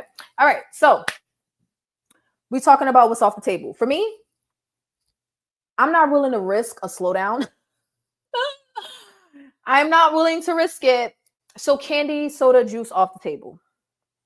Except green juice, except fresh squeezed juice. Like I had taken away fresh squeezed juice for the majority of the month this past time, and then I added it after the fast because I felt like I was going to need some help going to the bathroom.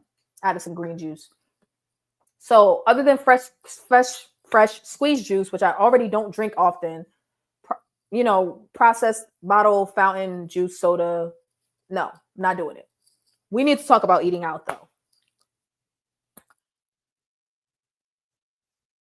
Once a week is a good model for me. I'm considering 2 though, and I don't know if I'm setting myself up for failure yet. How often do y'all eat out, or do y'all eat out at all? Maybe like Jen got it good. Jen don't want to eat out. Jen got that good 10 milligram, 15 milligram. Jen don't want to eat out. But if anybody here eats out, how often, how many days a week do you eat out? Or is it just not even a factor? Like y'all ain't even worried about that. That don't even got to be a parameter because you ain't doing it anyway. I'm at 1 day a week. I would like to go to 2 because I travel so much. Actually, you know what? I probably could stick at 1. I think I could stick with 1 because it's not like I have any hotel stays coming up other than when I'm on my trip.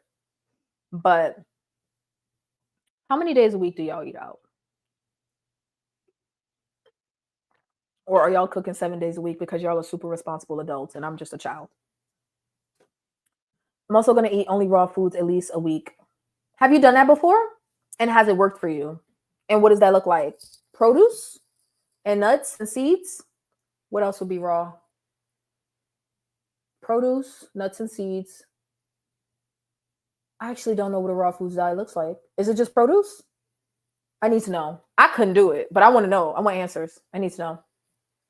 I need to know. Okay.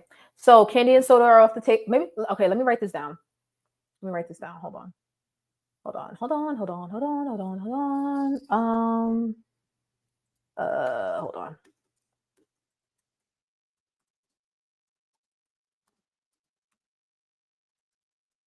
I dare I share my screen? Y'all not gonna be able to see this. Let me try, but I don't think you're gonna be able to see this. Let's see.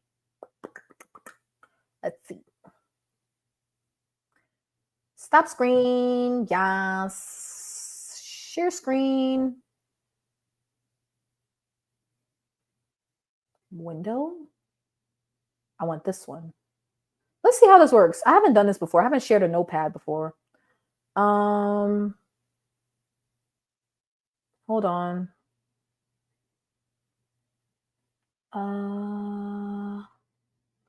Hold on.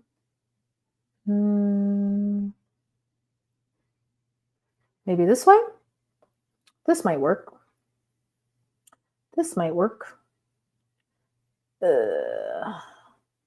Okay, so let's try this again. Stop screen.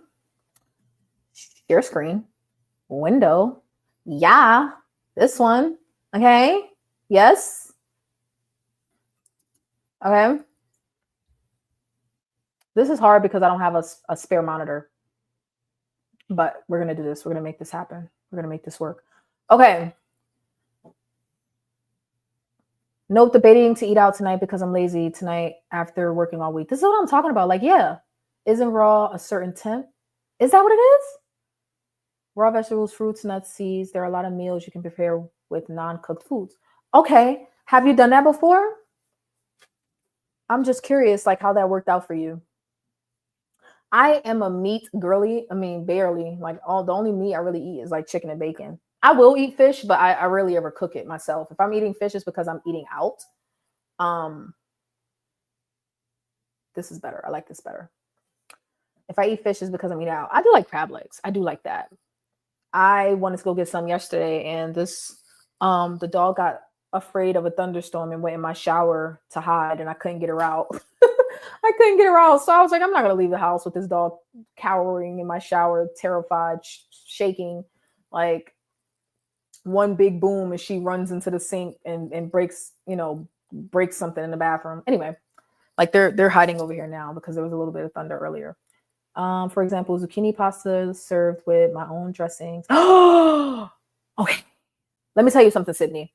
So somebody asked me in the comments, they said they were struggling with their calories and wanted to know exactly how I managed to get my calories for the day. And because I don't eat many different foods, I often don't share what I'm eating because it's not going to be different that often. Like there's nothing interesting about the way that I eat, right? But you know what would be a good idea? If we did meal sharing for July, which means you guys would have to participate in the community on the communities tab on your mobile device. Go to your community and make a post. I think it would be fun to share meal ideas. I think it would be fun. Let me know what you think, Sydney. Okay, so for me, para mí, you figure out your own thing about what you're going to remove, right? So I'm removing candy and soft drinks. Let's say soft drinks. Yeah? Is that too small? Can I make it bigger? Let's see. Fonts, writing tools. Don't ask me how to use my MacBook because I don't know. I should be able to. No. I want to increase the size of my font. Do y'all know how to do it? Do y'all know how to on the notepad on a Mac increase the size of the font? Don't tell me I work in IT and I should know how to do it because I don't. Yeah, I don't. I don't know how to do it. I don't know how to do it. I don't know how to do it. Make a list. Transformations. I am a Windows person. I'm a Windows person. Okay. Yeah. Yeah. Do y'all watch me on mobile devices, TVs, or like do you use cell phone, tablet, computer, or TV? Just out of curiosity. And that's for everybody to answer. Do you like what device do you use to watch YouTube? When I eat raw, I don't cook anything. However, my blender can reach a certain temperature where it's still considered to be raw. Oh, so it is about uncooked. So like if you wanted carrots, sauteed carrots wouldn't be raw. Oh. Sauteed kale wouldn't be raw. Right? Like if you cook it at all, it wouldn't be raw. Interesting. Interesting. Okay. Okay. Hey Val. Okay, mobile device. Cool. So if you haven't checked already, we have now the ability to like you guys can post too on my channel. You can make your own posts. But I get it. It's not Instagram, it's not Facebook, but YouTube wants to be Instagram so bad, like they do. But I think this will be a good time for us to utilize that for some meal sharing. You don't have to do progress photos and stuff like that unless you want to. But yeah, some meal sharing or question asking. Correct. Ah, okay. So I'm nosy. I'm nosy. Help me understand. So is there a benefit to it being raw versus cooked? Do you get like more nutrients out of it? Because a raw carrot sounds awful. But don't listen to me. I barely eat vegetables. Okay. All right. Okay. Cool. Okay. All right. Okay. So eating out. Oh, I want to do 2 days a week. I want to do 2 days a week. Oh.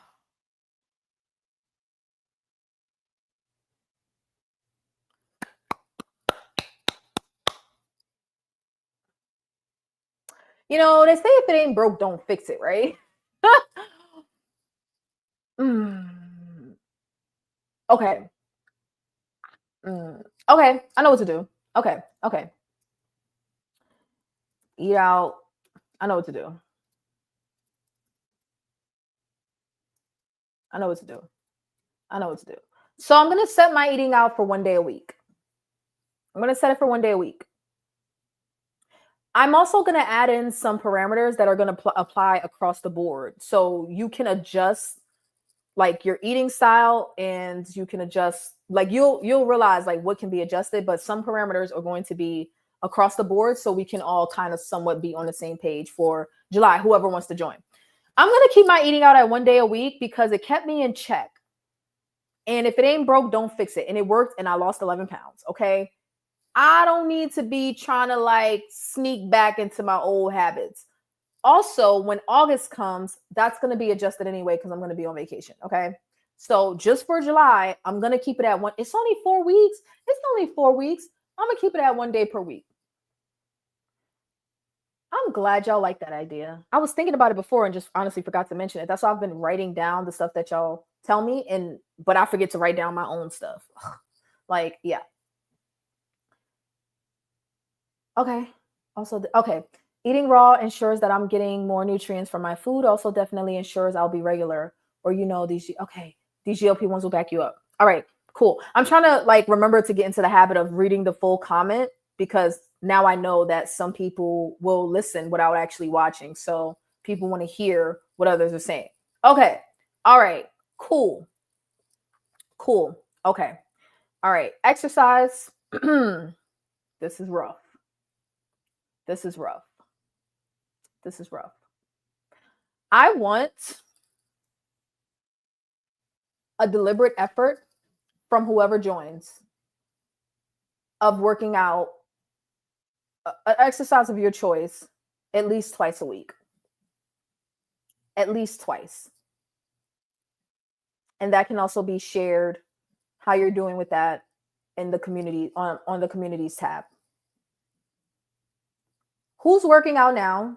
who's opposed to working out, who wants to work out but doesn't. How do y'all feel about working out? It could be with weights, it could be without weights. I encourage you to do some weights, but I mean a deliberate effort, not like, because like what I was doing was just using my dog walking as a method of working out, which is fine, but it wasn't a deliberate effort. It was something I had to do already as a part of my day. So how do y'all feel about committing to 2 days of exercise for the month of July? At least. It's probably going to be more for me. It's probably going to be like 3 or 4, because I have gone such a, like, it's been a while since I've done like a deliberate workout. Like a deliberate walker, or you walk because you got somewhere to be? I'm judging. Are you walking because you have to walk to the store? Or are you walking like, okay, it's time for me to go on my walk today? I'll be doing a 24-hour. Oh, I forgot about that one. No, 24-hour fast once a week. I forgot about that. You're right. That's a must. That's a must for me. That's mandatory. You already work out 4 to 5 days a week. Okay, 4 to 5, 4 to 5 days a week. At least 2 days. At least 2. Sydney, let me ask you: Is there ever a week where you're like, I can't make it to my 4 or 5 days? So you're like at 2 or 3 days. I want to strength train way more than I'm doing. I walk often, but lifting, I need to force myself to get back into the habit. Would you commit to lifting twice a week? At least?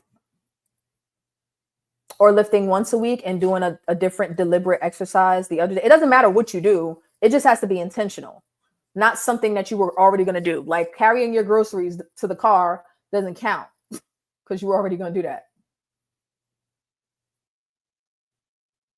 Okay.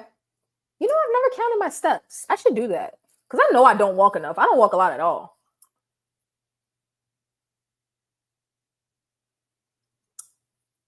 So Jen walks 5 miles a day on my week off. So 6 days. Okay. All right. That's deliberate. That's 5 miles. My hips will fall off. I won't have no more hips.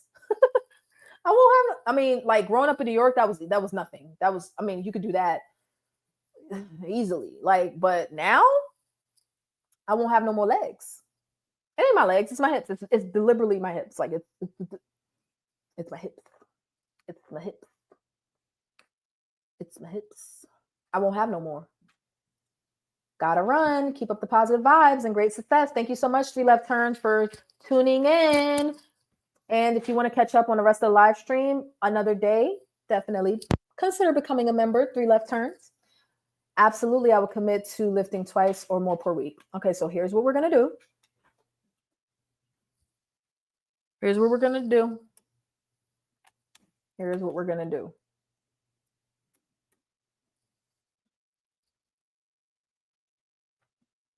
It's rare that I don't work out that many days a week. It's only okay, sorry. I'm like reading in my mind. It's rare that I don't work out that many days a week. It only happens when I'm sick or a few times a year.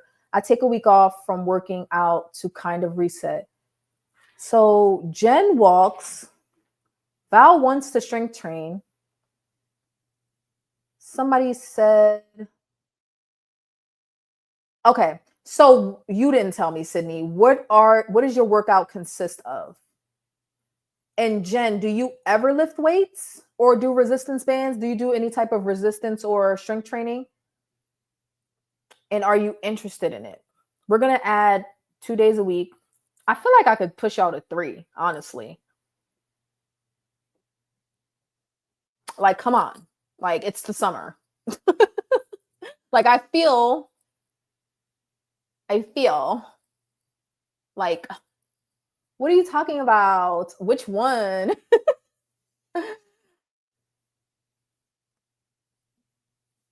Which accent? You talking about New York? It comes out sometimes. I try to hide it because I'm so ashamed of where I come from. No, I'm just kidding. No, but I've lived in North Carolina for so long that some people say I've lost my accent and that I've developed a bit of a Southern accent. So I say certain words I don't know, but I feel like the New York accent still comes out. Yeah, it still comes out. It still comes out. Especially if I speak to another New Yorker, it's like a different part of my brain turns on. I'm from the Bronx. Morrisania to be exact. South Bronx. Yes. I was about to lie and say I miss it. I don't. That was supposed to be a whole lie. I do not miss it, but I love where I come from. I just don't miss living there. 3 days, Monday. We're going to 3. Blame Val. Whoever didn't vote, you've lost your voice. We're going to 3 days. Okay. All right. And then your third day will be the walking. You're walking most of the days anyway, Jen. So we're gonna bump it up to 3 days, but not 3 days of strength training. 3 days minimum for any type of exercise, preferably 1 to 2 of those days being strength training. If you want to do strength training all 3, then that's fine, because I'm probably going to do that. But obviously, put a day in between your strength training days. We're going with 3 days. I tried to be nice and give y'all 2. We're going with 3 days of exercise. Pick your exercise. Carrying your groceries or your shopping bags to the car does not count. Okay? Walking the dog don't count unless you're walking that dog for like 30 to 45 minutes.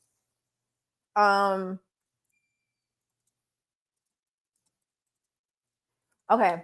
The fast is optional. I'm doing fast. The fast is optional. The 24-hour fast is optional. I know Jen ain't doing no fast.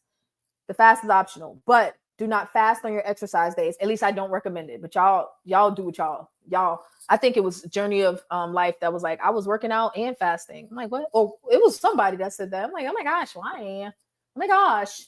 My workouts consist of practically everything. The only thing I don't do is run. I go to the gym and do strength classes, Pilates, reformer, walking outside, and I have exercise room. Okay, so my exercises, when I do them, consist of yoga, stretching.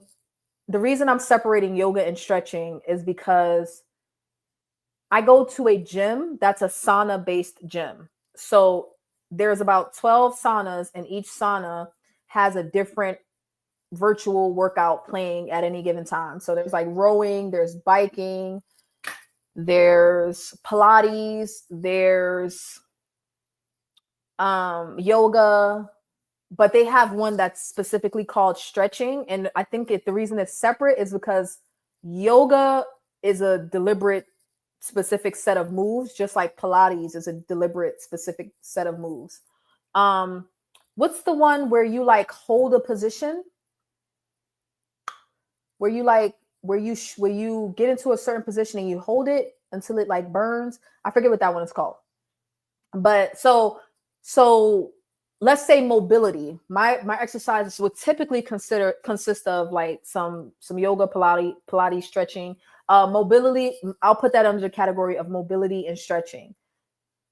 And then strength training at least 3 days per week. But mobility and stretching 5 to 6 days a week, preferably 7. With the way my body is set up, I should be doing some sort of and now that I'm doing physical therapy as well, with resistance bands, but that's not for 45 minutes. That's about for maybe 15, 20 minutes. But for me, I should be doing mobility and stretching at least 5 to 6 days a week, preferably every single day for about 30 minutes. But weight training, I only need 3 days a week. I prefer to bump it up to 4, but I don't think I'm going to commit to 4. I don't think I can commit to 4 schedule wise. Okay, so we're at 3 days of working out, period. Whatever workout you want to do. I need a guy. I need at least one guy to leave a comment and tell me you're going to do this. Just one. I just need one.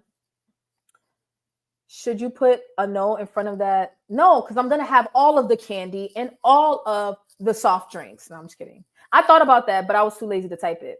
I thought about it after I wrote it, and I was like, they know what I mean. But you're right. Let me put no, nada, right? No candy and soft drinks.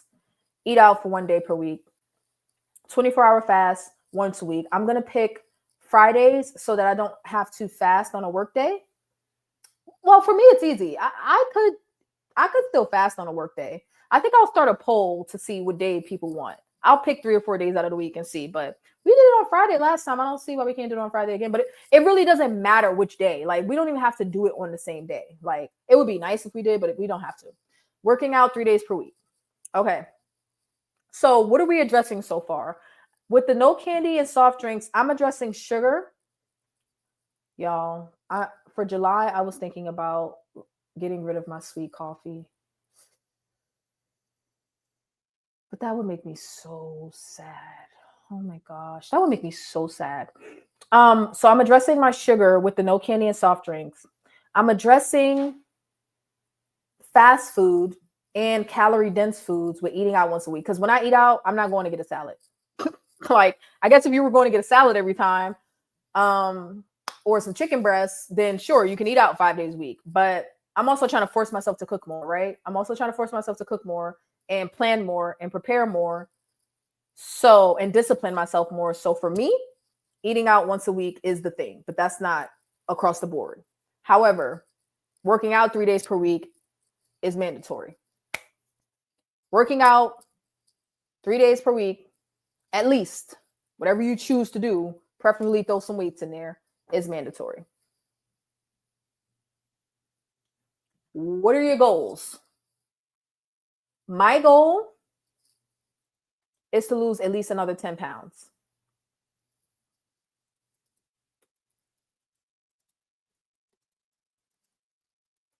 I know Val said 15. This is why I need my sticky notes, but I'm not home.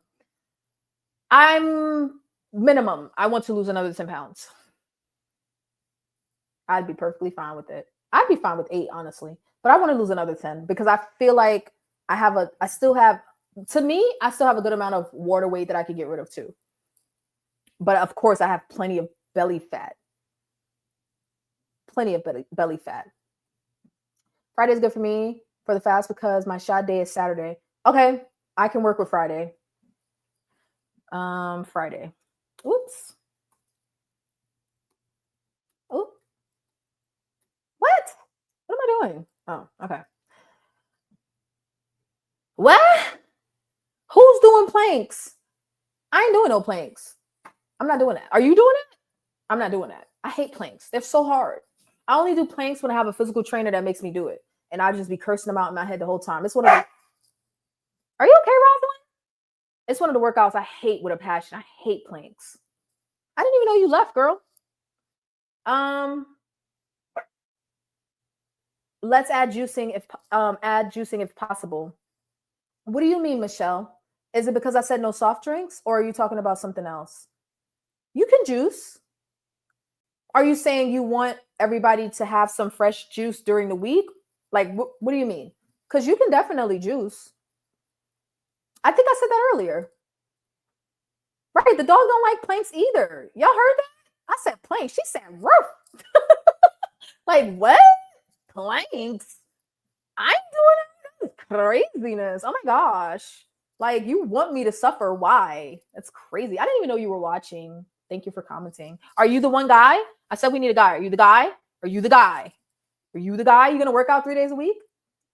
Are you tired of me talking? I think she's tired of me talking. That's probably what it is. Okay, so wait, Michelle, tell me more about the juicing. Tell me more. What do you mean about let's add juicing? You can definitely juice if I didn't say that already. I just didn't write it down because I did mention it. Like, I will have some juice, but it's not like a priority for me. Like, it's not mandatory for me. So tell me more about the juicing, Michelle. Tell me more. I'm down 52 pounds. I want to lose another 25. So what's your goal for July? July for the 30 days for July. Yes, absolutely. Do you need a juicer? Do we need a juicer to do this? No, you don't need a juicer. Like, I don't want anybody to have to buy anything. So if you don't already have a juicer, I have one, but I'm trying to get rid of it. I'm trying to sell my juicer. I will go buy juice that's already squeezed, which honestly can be very expensive. Rosalind, I think she's tired of me talking, y'all. She just left. She never leaves my side. 15 pounds? Okay. Okay. But no, nobody needs a juicer to do this because it's not like a juice challenge. You can just drink, like, you can drink great fresh squeezed juice if you would like. That's not one of the parameters. I fasted today until 4 p.m. Not on purpose. Just running around. That's what can happen on Tuesday appetite. Absolutely. Yes. I'll be juicing during my raw week. You can use a blender to do a juice spa. They sell lots of options. Just a thought. Okay. In July, I like to see 6 to 8 pounds. Very reasonable. I will look into juice bar. Okay. All right. I will not be juicing because I'm lazy, but I will buy pre-made, not pre-made, but like fresh squeezed juice. So I have a, what the hell would she be to me? Not my sister-in-law. She would be my sister-in-law's sister-in-law. What is that to me? I don't know. uh, who's your in-law's in-law? I don't know. But I have a family member that does fresh juices as a business. So I'll get some from her, or I can get it from a restaurant near me. So I'll buy some juice. I'll probably have like some fresh squeezed juice during the week. Fresh juice for everyone to try it for a meal replacement. Oh, okay. How do y'all feel about juice? Fresh squeezed juice. Because I'm watching my sugar, I can't have it multiple times a week. So how many times are you thinking, Michelle? I wouldn't be able to do fresh squeezed juice daily. So help me out. A number of times per week? More vegetable heavy, more fruit heavy, evenly balanced, vegetable only, fruit only, or it doesn't matter? I'm just making it difficult. It probably doesn't matter.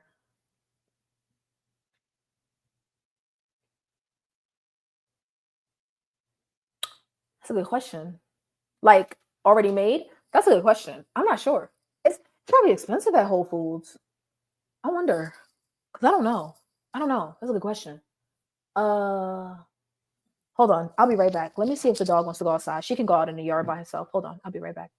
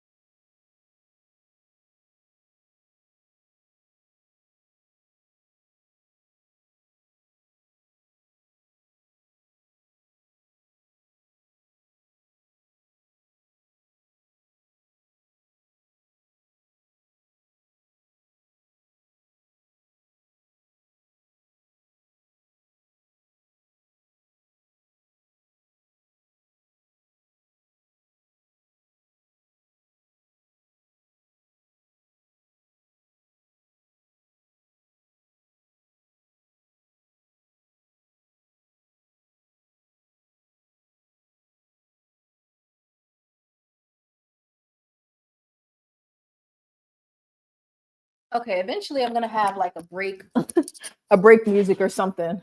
I'm sorry, I've been just leaving y'all in dead silence. Okay, so did I miss Val's weight loss? I thought she said she was trying to lose 25. Oh, she's now 52 and wants to lose another 25. Okay. I go to Pliable, or Quench, and a few other local spots, but those who are mostly in my state. So we have Tropical Smoothie Cafe. They do smoothies, not juices. And we have, do we have Jamba Juice? Tika?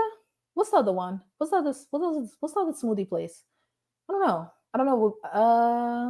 So there's a place named First Watch. It's a breakfast and brunch place, but they also do wonderful, kind of expensive green and other fruit juices like beet juice and watermelon and all types of stuff. And I love it. It's so good. But I can probably only have it like twice a week. Okay, so how about we do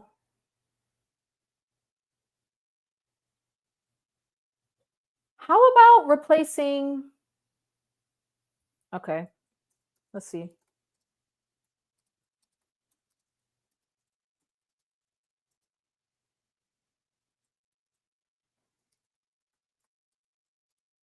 How about we do 2 to 3 meals, or you can do more with fresh squeezed juice. I can do that. I can replace 2 meals with juice. 3 might be a little hard for me. 3 might be because I'm like, I don't have the. It's not something I can have all the time. I don't know how to explain it. Like I'm not insulin sensitive enough to have juice like on a regular basis, especially fresh squeezed juice, because it'll make me sleepy. Like I'm the type of person that can only, I'm saying type of person as if this is more people. I think this is just a me thing, but I don't drink. I love orange juice, but I can't drink it very often. I drink orange juice maybe 2 to 3 times a year because I have 1 glass of orange juice and I need to take a nap. That's my organs talking. Like, I don't know if it's the pancreas. I don't know which one does the insulin. Is it the pancreas? My body can't handle it. I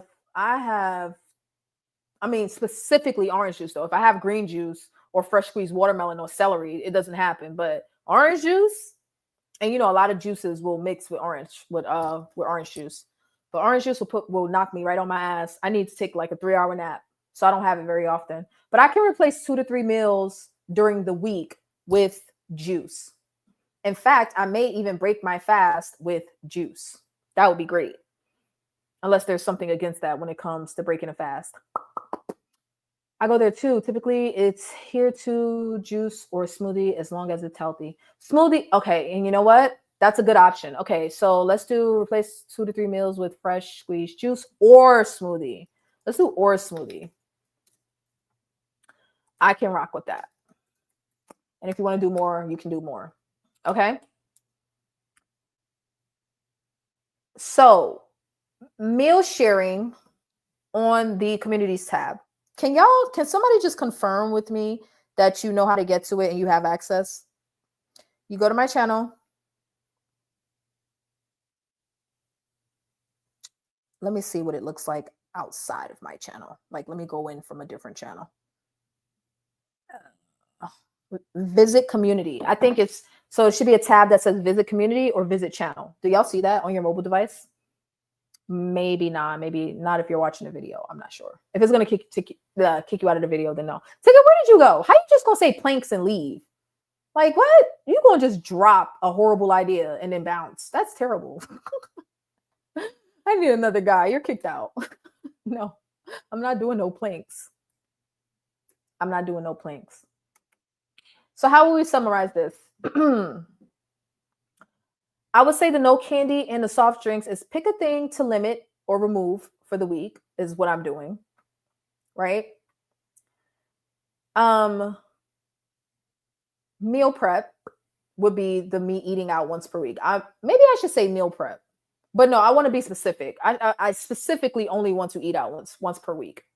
But the idea behind this is to meal prep. And that's where the meal sharing of ideas will come into play.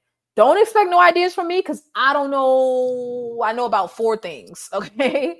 And listen, you'll get bored with what I eat very quickly.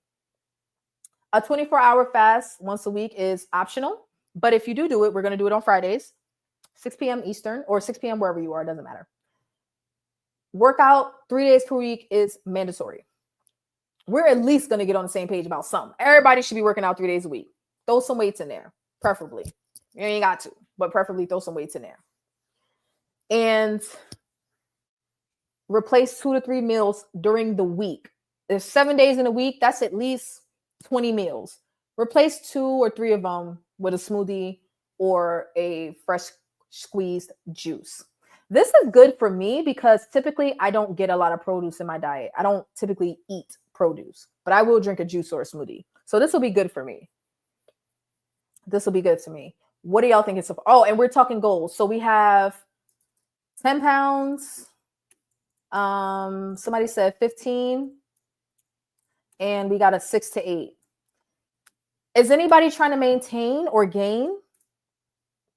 Because not everybody that watches is trying to lose weight. Is anybody trying to maintain or gain for the month of July?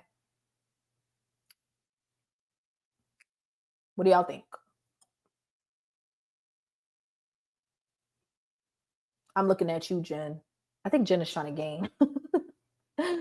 Is anybody trying to gain or maintain for the month of July? Like, who would be cool with just maintaining? You won't lose any weight or you won't gain any weight.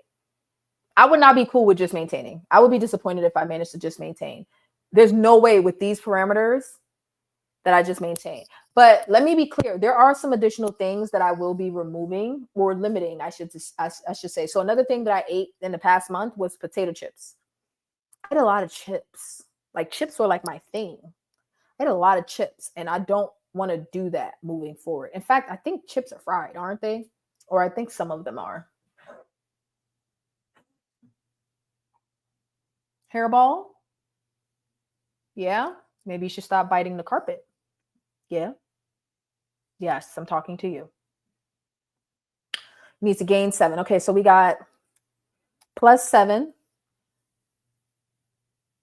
So are you adding anything to gain, Jen? What if you gain 7 pounds and like 3 of it is muscle? That would be dope. Nia wants to gain 9. Okay. So are y'all adding anything to gain? Like, are you upping your calories? Like, let's talk about that because we can address that for the people that need to gain. So what's the plan to gain? Because we're talking about what we're removing to lose, but what are you adding to gain, if anything? Or are you already on track with gaining and you want to keep gaining? Because I think the muscle training, the weight training would help with that too. Unless you're trying to gain fat. Just to clarify, does it matter whether you gain body fat or muscle, or are you aiming for one or the other? Or have you not considered it? Either way, as long as you gain the 7 or to 9 pounds. So we have we got -10, -15, -6 to 8, and we got +7 and +9. Because I would think if you need to gain, you need to up your calories. But if you can't eat more, would you make your existing foods more calorie dense? If so, how would you do that? The way I typically do that is by adding fats to my food. But I'm not suggesting that. That's typically how I do it, though. So I add cream to my coffee. I add butter. I cook my eggs in butter. I add cheese. I drink milk. Yeah, like I make my calories dense. Like, I make my meals more calorie dense by adding fat.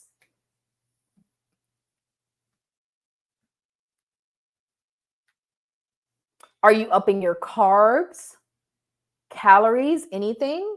Or have y'all not thought about it? Don't be shy. Don't be shy. And if you haven't already, like the stream, please. Guys, like, be nice to me and hit the like. Yeah? Let me see.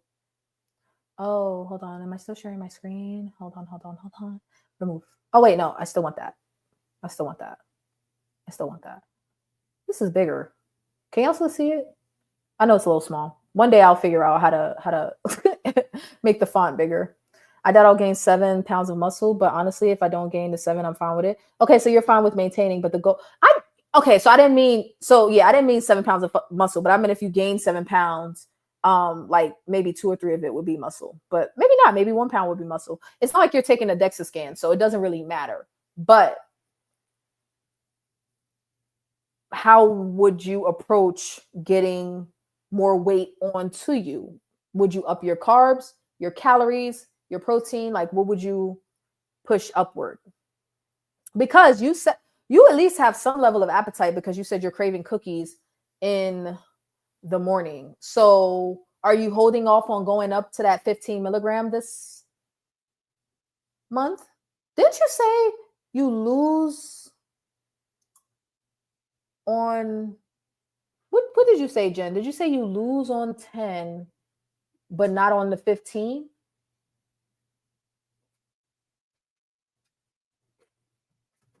Okay, Nia, you're in maintenance. Up my calories, but it's hard. May try to space out my dose. Still trying to figure out this still trying to figure this maintenance out. So you're in maintenance on Zepbound or compound tirzepatide. What dose are you on? And are you taking your dose every 7 days?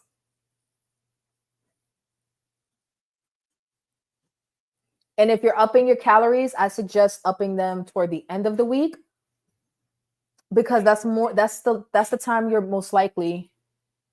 Rosalind, what are you choking on? I feel like you're eating the carpet. That's the time during the week you're most likely to be able to get more calories in. Okay, Zepbound, 5 milligram, lost 90. Hold on. This dog is trying.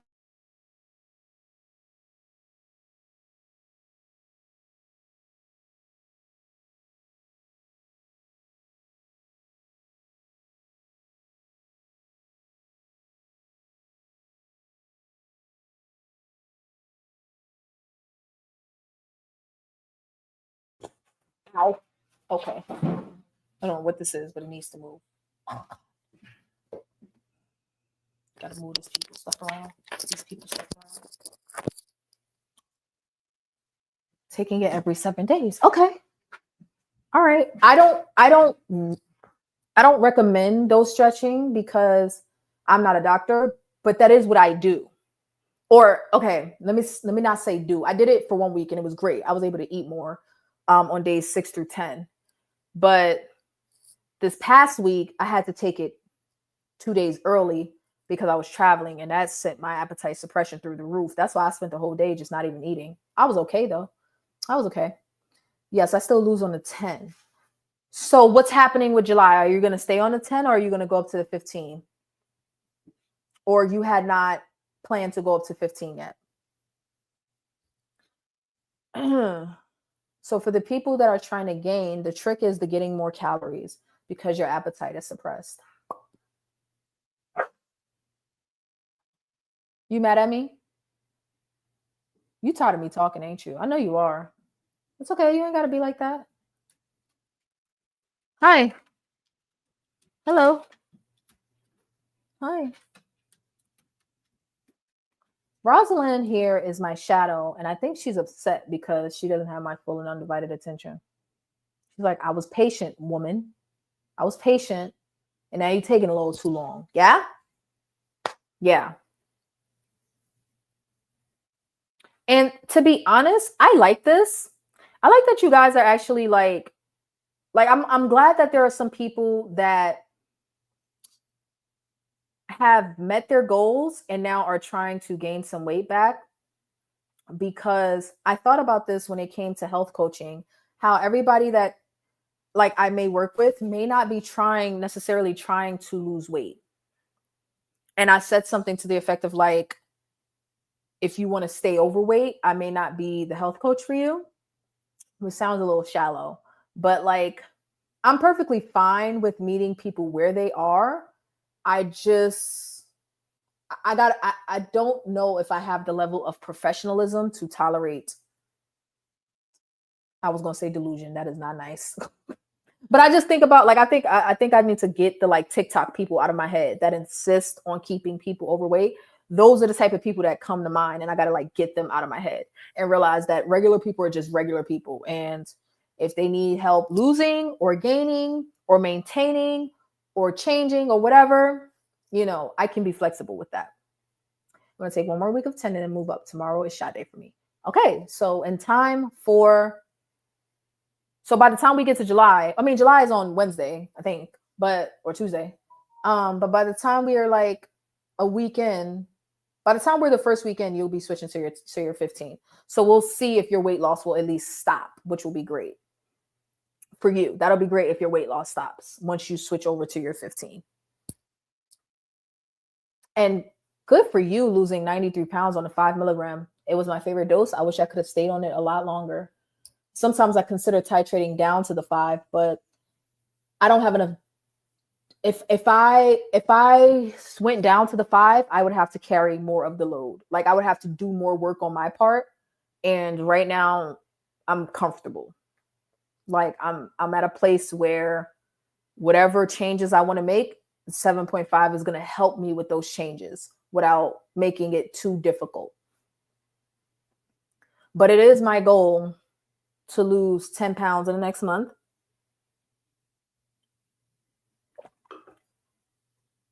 I'm not necessarily, in case anybody was wondering, I don't know. Nobody's ever mentioned it, but I'm not exactly tracking my macros. I just lean naturally more so toward protein and fat. And now that we have the conversation about pancreatitis, maybe I need to do my research, which not maybe, I will do my research so that I can be more strategic about making my meals more calorie dense with fat, because I might have to adjust that strategy. I definitely don't want to recommend that to somebody without knowing the potential consequences of that. But so far, that's what I've done. Just because it's worked out okay so far doesn't mean it's going to continue to work out. So I want to make sure I have my ducks in a row with that before I recommend that to anybody, because eating fat while being on Zepbound is tricky. In fact, your body doesn't even really want it for real. Like I'm being incredibly stubborn about the fact that my body no longer wants me to eat eggs. Me and eggs, we like this. Like without an egg, I can't survive. You know what I mean? Like I've gone from eating eggs 7 days a week to now eating eggs 4 days a week. That's almost unacceptable, but I'm trying to adjust. But my body doesn't want me to eat eggs anymore. And it's not because eggs are bad for me. It's just that they're really high in fat and they just don't like my appetite. Like I get not just full from them quickly, but like I get turned off as I'm eating them. It's just like, ugh, I'm like forcing it down. And I don't want to do that.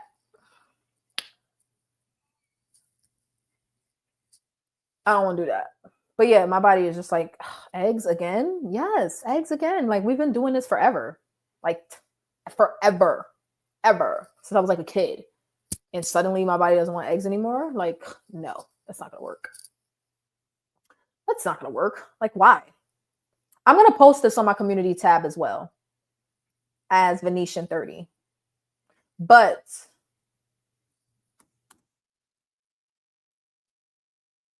I have to be able to, like, I'm going to clean it up and differentiate between what's optional and what's mandatory. And then we're starting on July 1st, which means Sydney, if you're still watching, our first fast will be, where's the calendar? Oh my gosh. Our first fast will be on the 6th.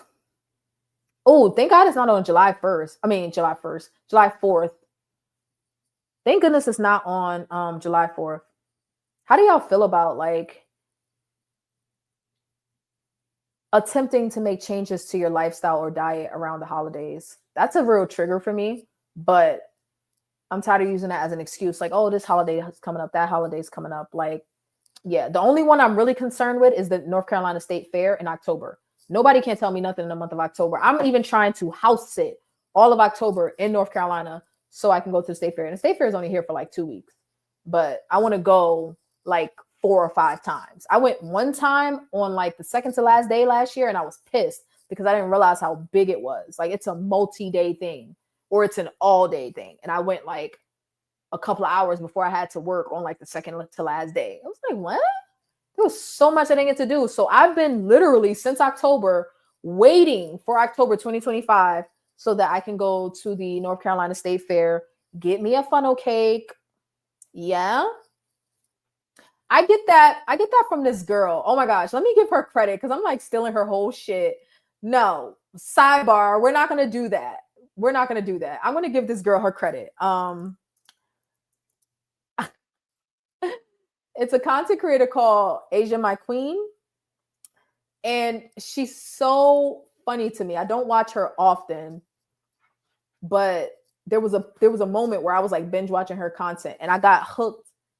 I got hooked on her saying, yeah.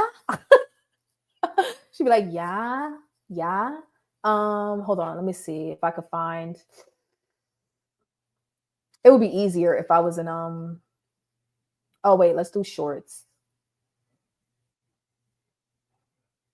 Let's see. Let me share my screen. Let me give her credit. In case somebody's like, why do you keep saying that? Because I got it from a cutie pie. That's why. Don't judge me. Don't judge me. This is Asia. Very cutesy, very beautiful. I haven't watched her content in a while, so I don't even have a video in mind. Let me see. Let's see. The thing is, I wouldn't be mad if he was bald. Can y'all hear that? It doesn't matter what she's talking about. I just want to see if I can catch a video where she's like, yeah. I was just mad that there was pieces that he was still holding on to. And for me, I just feel like that's a character issue. I just feel like if you're the type of nigga that holds on to that McDonald's hairline, you're the type of nigga that be holding grudges. The thing is, I wouldn't be mad if he was bald. Oh my gosh. I was just mad that there. No, I have to go to a longer video. I have to. Let's see. Let's see. Yeah. When you talk to people, you will realize that we are all a little scared. We are all a little afraid. Most people, when we're being honest, will tell you, yes, I'm scared. It's not the fact that I'm a superwoman. It's not the fact that I'm fearless. I just say, hey, fear, let's go on a ride. Even if I have to take you with me, baby, we are going. You know what? This is actually a good topic. Considering we're about to go into some changes for a month. So that's what I want to talk about today. I want to talk about how last week. I auditioned for Phoenix Swim Week last week, guys. It's a fashion show for swimwear, and okay, we're not gonna watch her video. I thought I could find it quickly, but I can't. I'm sorry, Asia. I'm sorry. But definitely check out her channel. I just can't right now. Like if I find a video or if I find a part of her video, I'll make sure to clip it so I can show you guys next time. Like when I say yeah, like that's who that's who I get it from. Like she's so funny. She's so funny. Oh my gosh. Okay, let me catch up on y'all comments. This is my first time setting a goal for weight in a month. When I started, I just wanted to work on my health. I weigh in once a month, the last Friday of every month. You know what? You don't have to have a weight goal. I was just asking because, to be honest, Michelle, that can be triggering for some people. I have a weight goal because I'm me. I'm the person that steps on the scale every day because I learn more about my body that way. Like I'm comfortable with how my body fluctuates because I'm stepping on a scale on a regular basis, but I would never recommend that to somebody else because most people get very flustered with day-to-day fluctuations in the scale, like up 1 pound one day, down 2 pounds the next day, up 3, down 1. That is very jarring for some people. And having a weight loss goal and potentially not meeting that goal can be very jarring or upsetting for some people. So there's no goal that you have to have in order to join us on a July challenge, but I have a goal. So I have more steps that I don't want to embark on everybody else. But ultimately, my goal is to have something that can be used across the board. And I'm just spending this time to figure out what that would look like. But for right now, for me, I have extra steps because I do have a weight loss goal. So if you have a goal, great, but don't feel like it's a necessity. Eggs definitely have had my ups and downs with eggs. Some days I think of them and get turned off too. I'm so mad. Me and eggs are tight. Like we've been tight forever. I can't eat eggs like that either, but I'm trying to keep high protein and a mixed healthy diet. Exactly. So they're not going anywhere. I don't give a flying flop my eggs ain't going nowhere. So if I got to sit there and it's going to take me 30 minutes to eat some eggs instead of 10, then it's going to take me 30 minutes to eat some eggs. That's what's going to happen. That's what's going to happen. Heard you call out my name. July 6th is fine for the fast. I had stepped away to make cucumber, cherry, tomato, black olives, and avocado salad. Wonderful. You don't ever have to run back to the phone. If you listen in the background, that's fine. I just wanted to put it out there, but it's fine. I'll post about it again just in case, because some people listen. What I learned from when we did the first fast is that some people will follow along even though they may never comment. I think it was Teddy before that told us he joined us, and he didn't comment until after it was done. So perfectly fine. I am okay with holidays, out of state fair, and don't call me slow, guys. But is MA Massachusetts? No, MA is what is MA? What state is that? Because okay, hear me out before y'all get upset. It could be Maine, it could be Massachusetts, it could be. I'm not gonna look it up. I'm not gonna look it up. It's not Montana. Montana is MT, I think. It's not. It could be Maryland. Is it Maryland? I'm not going to scroll down because I know y'all are probably saying it in the comments. I want to get it myself. Okay. All right. So let's see. No, I think Maine is ME. What is Massachusetts? It's Massachusetts or Maryland. Let me make sure I'm right about ME first. Maine abbreviation. Let me make sure I'm right about Maine first. Okay, Maine is ME like I thought. Okay. We're sidebar. We're doing this. I'm doing this and y'all are going to suffer through it, okay? I went to school in the Bronx, okay? I have a public education. MA. It's Maryland or Massachusetts. Which one is it? I got to pick one. Is it Maryland? Who would be Maryland? Because I feel like it's Massachusetts. Oh my gosh. I'm not going to make y'all suffer. Let's see. I'm going to say Massachusetts. It's Massachusetts! Okay. Okay. Whew. Great. So what's Maryland? Let's see. MD. Okay. Okay, guys. I'm sorry for the sidebar. It doesn't matter with the holidays. Similar grams like, no, I don't want that. I drank the Fairlife pre-made protein drinks with 42 grams, 230 calories. Enjoy the fair, etc. You're gonna live and have fun. I'm gonna have so much fun at the fair. I can't wait. Like, I don't care about nothing. I care about that fair more than I care about going to Europe. And I think I only feel that way is because I can't walk right now. So I'm kind of like bummed out about the Europe thing. Yes. I didn't scroll down to see. I wanted to figure it out for myself. Oh, you're talking about hearing her. Did you weigh in or did I miss it? Oh, here it is. Hold on. There it is. I lost 11 pounds, Sushi Fitness. I lost 11 pounds. Thank you for joining us. That is so cool to weigh in monthly. Nice way to mix it up and not stress over the scale. Was that for me, Val? Or did somebody else say something? Let me see. Is that me?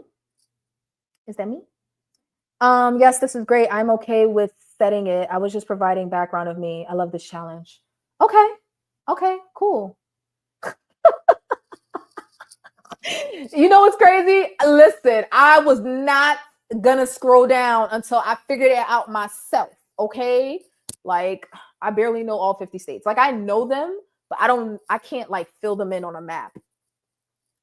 Like, listen, just being goofy. Do you know how fun it would be to try to figure out off the top of our heads the abbreviation for every state?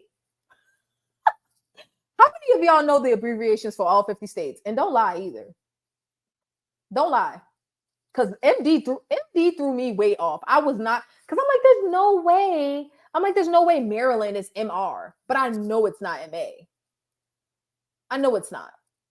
So I'm like, what is Maryland? So I Googled Maryland's, because I was pretty confident that it was Massachusetts. So I Googled Maryland and Maryland was MD. So that's how I knew I was right about MA. Okay.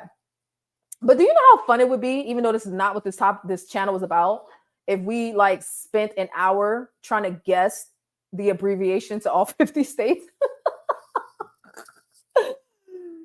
I think it would take us about an hour. I don't think we'd be able to do it in like 20 minutes unless we had like at least 50 people in the chat.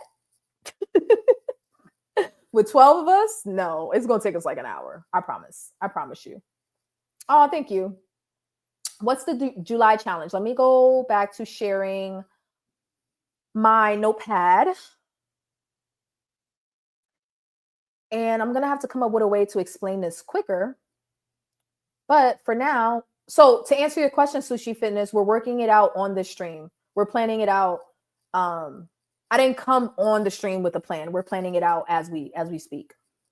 Share screen. No. So this is what we have so far at Sushi Fitness. So we have different goals for July. Okay. We have different goals for July. But we're giving ourselves 30 days to basically make some changes to help us reach those goals. We may not reach it in 30 days, but the goal is to make some changes over the course of the next 30 days in effort to meet whatever your goal is or maintain where you are.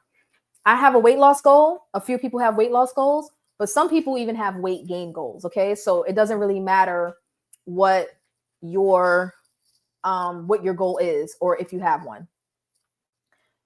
So I decided that I'm going to continue on with no candy and soft drinks, but that's not mandatory for everybody. That's just something that I already established in the 30 days of June that I don't want to reintroduce. Okay. So I'm continuing on with the no candy and soft drinks. I also established in June, the June challenge successfully. Well, I messed up sometimes, but eating out once per day. If it ain't broke, don't fix it. It was working for me. So I'm going to continue with the eating out once per day, but that's not mandatory for anybody else. The 24-hour fast that I did in June, actually, we did that as a channel. Some people from the channel joined. That was great. That helped me out. Moving forward, I'll be doing that once a week. Now, what is mandatory for everybody is working out 3 days a week. It doesn't matter what the workout is. It just can't be something that you were already going to do. So carrying your groceries to the car doesn't count. Walking the dog doesn't count unless you're going to walk the dog for a few miles. So some people are walking. Some people are doing lifting weights. And I do like yoga and Pilates in addition to weightlifting. So the working out 3 days a week is mandatory across the board. That's what we have so far for everybody is going to be doing in July. So if we get to the end of this and everybody, or at least the people that agreed to join, worked out 3 days a week consistently for 4 weeks, this will have been a success. People are adding their own additions to it. So like Sydney's going to be doing raw food. Somebody else is removing cookies and cake. I think that was Sydney as well. I'm trying to scroll back. No, I think that was somebody said they was removing cookies and cake. Okay. We don't have a particular diet that we're following. You can follow whatever diet that you want. And my goal is to lose at least 10 pounds. But again, some people are trying to lose 15, less than 10, and some people are trying to gain. And another thing that is across the board is replacing 2 to 3 meals with fresh squeezed juice. So let me do it this way. Let me do it. Let me adjust this.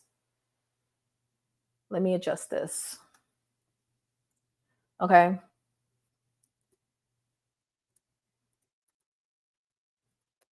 The reason I'm adjusting it is because the ones at the top are mandatory.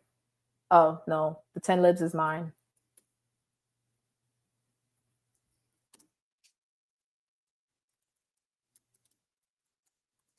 Okay.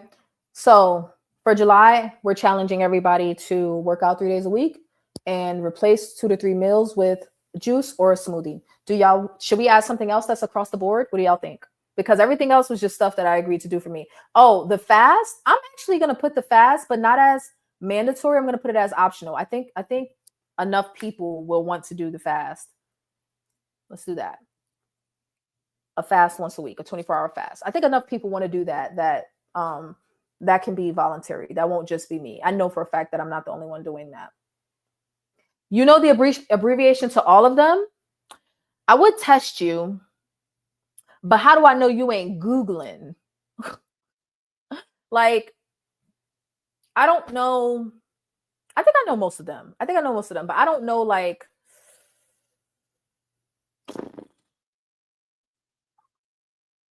I think I know Montana. Did I say Montana was MT? Okay, so like the M states, like Montana, Missouri, and Mississippi. We already did Massachusetts. Montana, Missouri, and Mississippi. Those trip me up. I think Mississippi, this is so dumb. This is so dumb. But like, I think Mississippi is MS. I think Montana is MT, and I think Missouri is MO. I think. I'm not even going to Google it. I'm just going to let you tell me if I'm right. Right? Right. I think I know all of the East Coast ones off the top of my head. But like, what's Ohio? Is it OH? I don't know. What's Michigan? Is it MI? I guess maybe I do know them all. Maybe I do. I don't know. I know there's a couple in there that would trip me up. I know there's okay, let me stop with the states thing. Let me stop. It'll be a miracle if I can even name all 50 states, let alone know their abbreviations. Like what's Alaska? Is that AK? Like, what's Alaska versus Arkansas? That's a good one.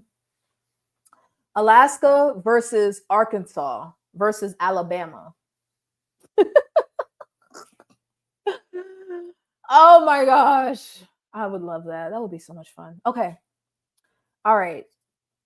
I'm throwing the fast in there, but it's not mandatory. It's optional. And I don't want to pick, I don't want to make a dietary restriction optional. I don't want to say low carb. I don't want to say high protein. I don't want to say do keto or do Mediterranean or do vegan or vegetarian. Like, no. But if I was writing a book, but if I was doing like a challenge that people could purchase, I would definitely specify the dietary portion. But for this, I'm not, because we're working it out. All right. We're coming up on 3 hours. To be honest, I'm not editing this live stream. I'm not doing it. I think for this one, I'm going to just do a shorter, more condensed video with the important points of like what I learned and what my progress was, so that people don't have to watch they don't have to watch the whole like first hour to get all of that information, because they're not going to anyway. Who's still here that hasn't said hi yet? It looks, it's getting late. So I know people are like going to get ready for work in the morning. People are going to get their kids ready for school. So I'm actually going to get out of here in a few minutes. But do y'all have any questions for me before we get out of here? And the Venetian 30 July challenge will have a video. It will have its own video, probably about 5 minutes, like I did for the fast, just laying out what the objectives are. And Sushi Fitness, if you're still here, we're also doing meal sharing on the communities tab. If you go to my page or my channel and go to community, visit community versus visit channel, you guys can post. So we're going to be doing meal sharing there, because everybody's on a different type of diet or meal plan or whatever. Do y'all have any questions? Let me remove this. I'll clean that up, and we're going to do this. Oh my gosh, 11 pounds. Well, like y'all, I could just cry. I've been nursing this same one glass of rosé this whole time. It's like flat. I'll have a proper glass when I get off of here. Nope, you Googled it. Don't start with me. Sorry. I think I got those right. The MT, MO, MS. But Arkansas and Alaska, I knew Alaska was AK, but I had to double check because of Arkansas. And Alabama, I think I knew was AL. But I'm telling you, like, Like, what's Nebraska? Okay, this is the last one. What's Nebraska? Tell me Nebraska and don't Google it. Tell me Nebraska.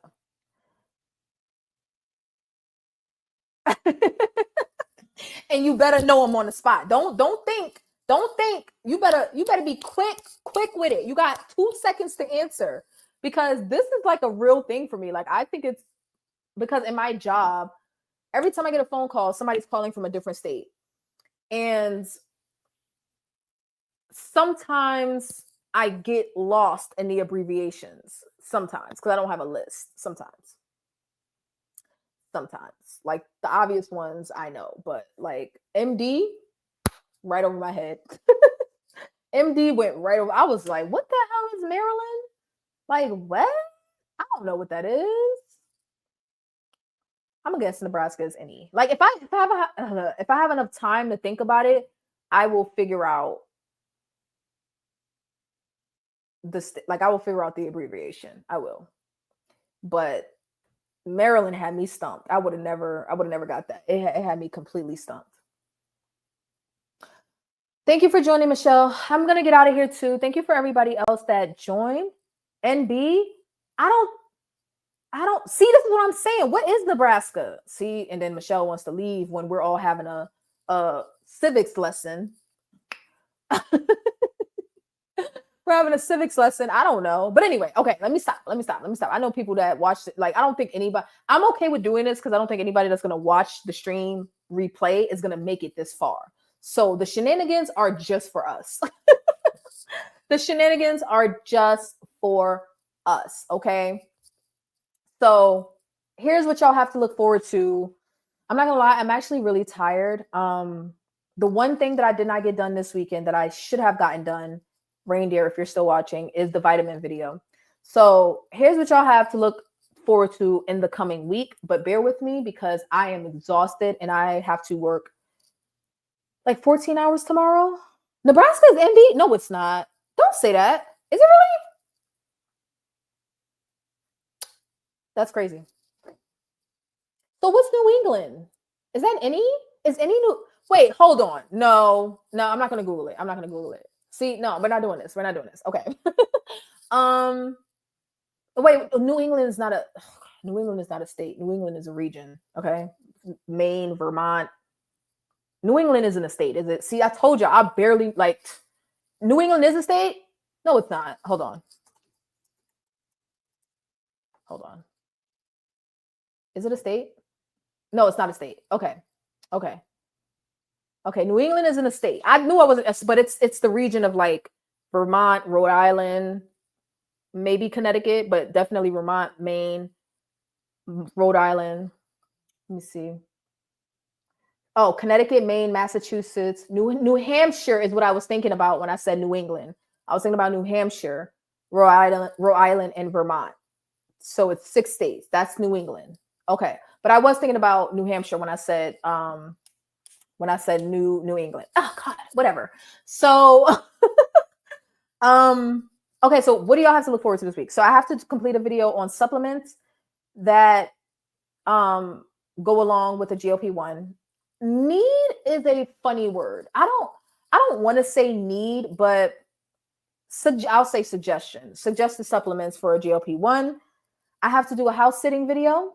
The house sitting video, I may wait until my next house sit so I can I want to do a walkthrough of me. Like, I want to do it from like the point where I arrive to a house sit. I'm thinking about that. So it was Sydney that asked me, I think. So if you're still watching, Sydney, I'll do the house sit video, but it'll probably be, no, my next house sit isn't for another 2 weeks. So I might have to do that one earlier. Okay, well, whatever. I have a house sit video coming. I have a supplements video coming. When Alexis joined my last live stream, I edited that portion out, and it's scheduled to go public tomorrow or Tuesday or something like that. And I have to do a shorter video talking about me meeting my 50-pound mark, my 50-pound goal. And I have to do a video summarizing the Venetian 30 for July. Okay.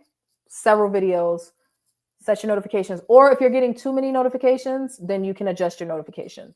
Okay, because I know typically I'm not uploading daily, but lately I have been either live or uploading a video on a daily basis. There was one more thing, but I forgot. I'm having a brain fart. I need to go eat. It's late, but it's fine. Like I can eat because I'm gonna fast next week. Well, I kind of fasted already, but I did about a 20 hour last night or into today. I did about a 20-hour fast. There was one more thing that I need to do.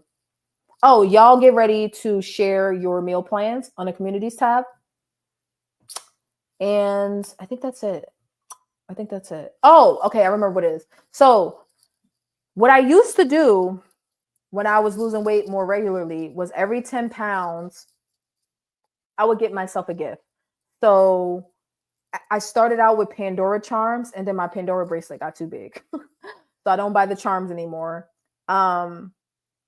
I got some Fabletics leggings one time, but I have a list. Like I had a list of things that I wanted every 10 pounds, but I haven't looked at that list in 6 months because I haven't lost weight in about 6 months. So now that I'm down another 10 pounds, I'm supposed to be getting myself a milestone gift. And I posted a watch that I want to get, but I was already majority of the way through the challenge when I decided I wanted that watch. So it feels a little too easy. Like it feels like it's coming to me a little too easy. So the watch I'm going to push back to the 60-pound mark. So the watch is going to be the gift to myself for the July 30. Okay. And also because I'm going to Switzerland, there may be a better watch that I want. So I want to hold out in case I see something better that I want. Okay. So there's that. Are you on a mobile device? I think it's only for mobile. Let me know, Sydney, before I get out of here. Random dinner idea. I got some steak tips and I'm going to have steak and cheese sub. My boyfriend would love that. Jen, I'm going to be honest. I only know how to cook what I eat. And I don't eat steak very often. I eat steak and it has to be like very thin sliced, maybe a couple of times a year. I'll make some pepper steak. Are you willing to share the recipe?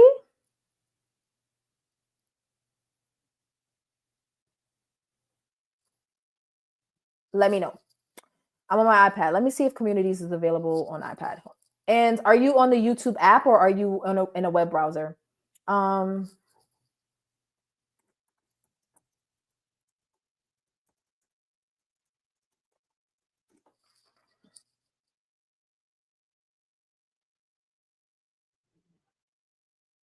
Okay, yeah, it says it's available on iPad.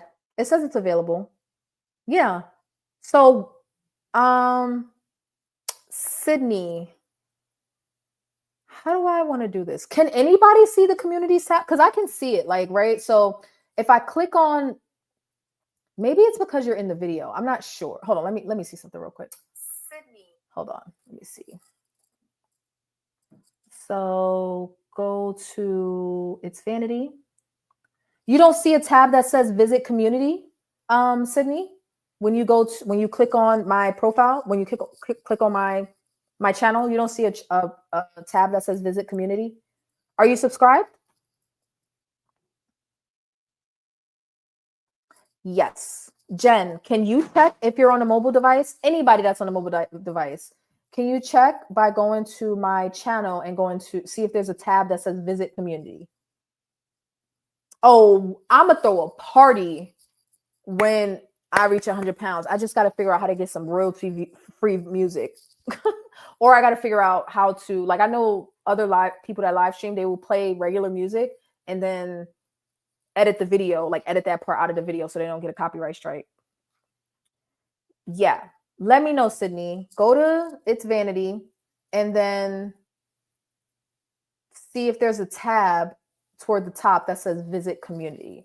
I can see it on my Galaxy. Let me see about on my iPhone. Let me see about on my iPhone.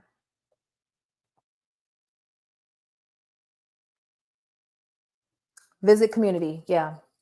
Okay, so Jen sees it. Okay, Sydney. Also make sure your YouTube app is updated, just in case. Make sure the app is updated. But yes, click on my profile. Click on my channel. like where it shows all the people you're subscribed to, click on mine, click on It's Vanity, and then there should be a tab that says visit community. Okay. That's where you can put it, Jen. You can put it there and I will see it because my boyfriend would love that. He's from Philadelphia. Oh, New York is better. But yeah, he loves Philly cheesesteak. Well, you didn't say Philly cheesesteak. You just said, but to me, anytime you put steak and cheese, it's a Philly cheese. Anytime you put steak and cheese together, it's a Philly cheesesteak. Like what? I would like it too. I think I would. The problem is I got to find some gluten-free bread. Okay. Before I get out of here, let me just tell y'all, a part of this is me being gluten-free. But it has not been perfect. I think that also contributed to my weight loss. Oh my gosh, I forgot to mention this. I think me being gluten-free, or I should say, I reduced the gluten in my diet about 90%, maybe 95%. Like there's barely any flour left in my diet. Barely any. And I think that greatly contributed to my weight loss. And I think it will continue to contribute to my weight loss. So I'll mention that when I do the shorter video.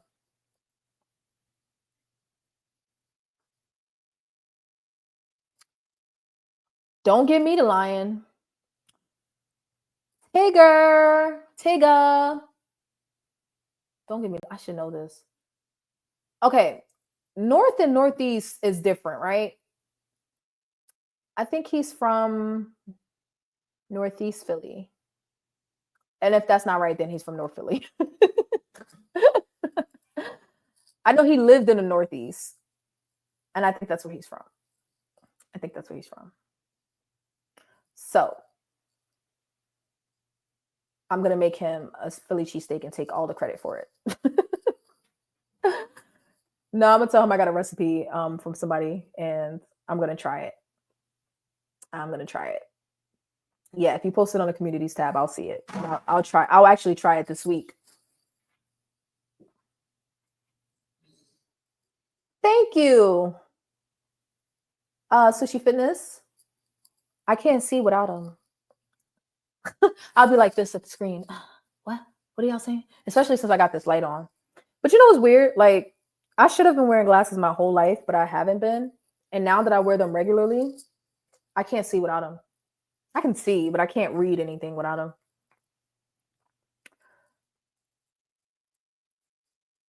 Yeah. I can't read it without them. Sydney, are you still there? Did you find it?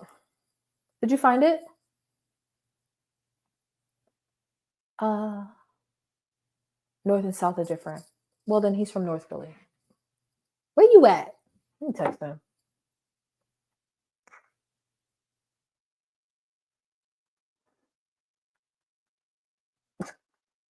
He's going to be like, shame. Shame on you. You should know the answer to this. I feel like they separate North and Northeast, but I could be wrong. Oh my gosh. Okay, I should get out of here. All right. Sydney, here's what I'm going to do. Matter of fact, send me an email.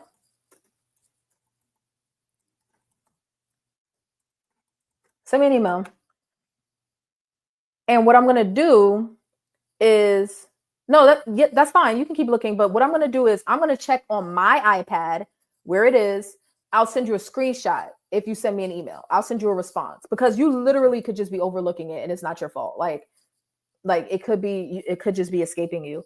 But I definitely want you to have access to it. And if you don't see it, it could be that your app needs to be updated. Like maybe your app needs to be updated. But send me an email if you have time, if you remember, if you don't mind me having your email, and I will respond to it with what it looks like on my iPad. Because I Googled it and it says it is available on iPad. I definitely confirmed it on iPhone and Android, but it's possible that it's not even on the iPad. It's possible because it's definitely not on desktop. But iPads are considered mobile devices, so it should be there. It should be available. But if I go on my iPad and it's not there, then I'll tell you it's not you. It's not there. It's just not there. Oh, yeah, that's another thing. Close the chat. Like, leave the chat. Leave the video. Leave the chat. Leave the video. And then click on my channel. Try that. Leave the chat. Leave the video. Leave everything. And then see if that works. But also, like, if it doesn't work, send me an email and I'll send you a screenshot of what my iPad says or what my iPad shows. All right, so I'm gonna go. Okay, so I talked about being gluten-free, right? But I'm not perfect. So gluten still sneaks into my diet, or not sneaks, I make a deliberate decision to have it. So something that I'm gonna have right now, and I'm going to bust it down. I have been craving Alfredo all freaking week.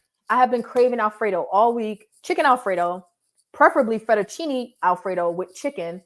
But I like to make my Alfredo sauce from scratch, and I just have not had the patience to do it. So I was at the grocery store recently and I saw Zatarain's frozen. It is, I mean, it is like unheard of that I buy a frozen meal. But Zatarain's has a blackened chicken Alfredo with penne pasta. And if I was going to make it myself, I would use gluten-free pasta.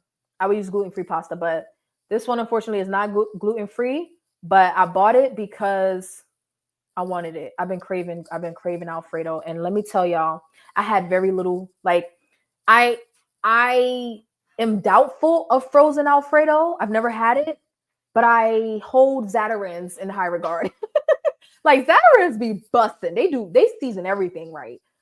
So I tried it 2 nights ago, and it took everything in me not to eat the whole bag. I didn't cook the whole bag. The instructions say to cook the whole bag at once. No, I didn't do that. I made about a third of the bag, and it was so good. I didn't eat all the pasta because I'm supposed to be getting rid of gluten. So I ate the chicken and I ate a couple of bites of the pasta.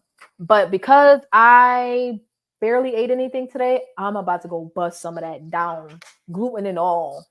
And then ideally, I will make it myself with some gluten-free pasta. I miss gluten. I really do. I miss like regular bread and cake and stuff and like cookies, and I have these gluten-free lemon cookies. What am I talking about? I'm just rambling now. I'm actually stalling to see if I'm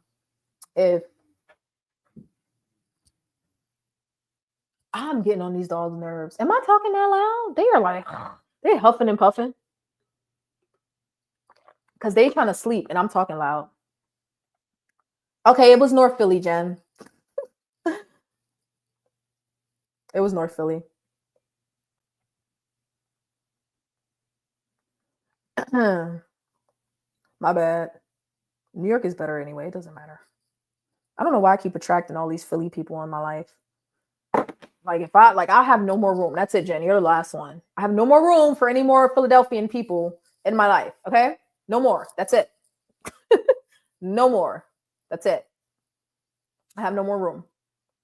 All right. Thank you for all of the congratulations on my 11-pound loss. Like, I really need to honestly process. I don't think I'm fully appreciating quite yet or processing the gravity of me losing 11 pounds in 1 month. It is.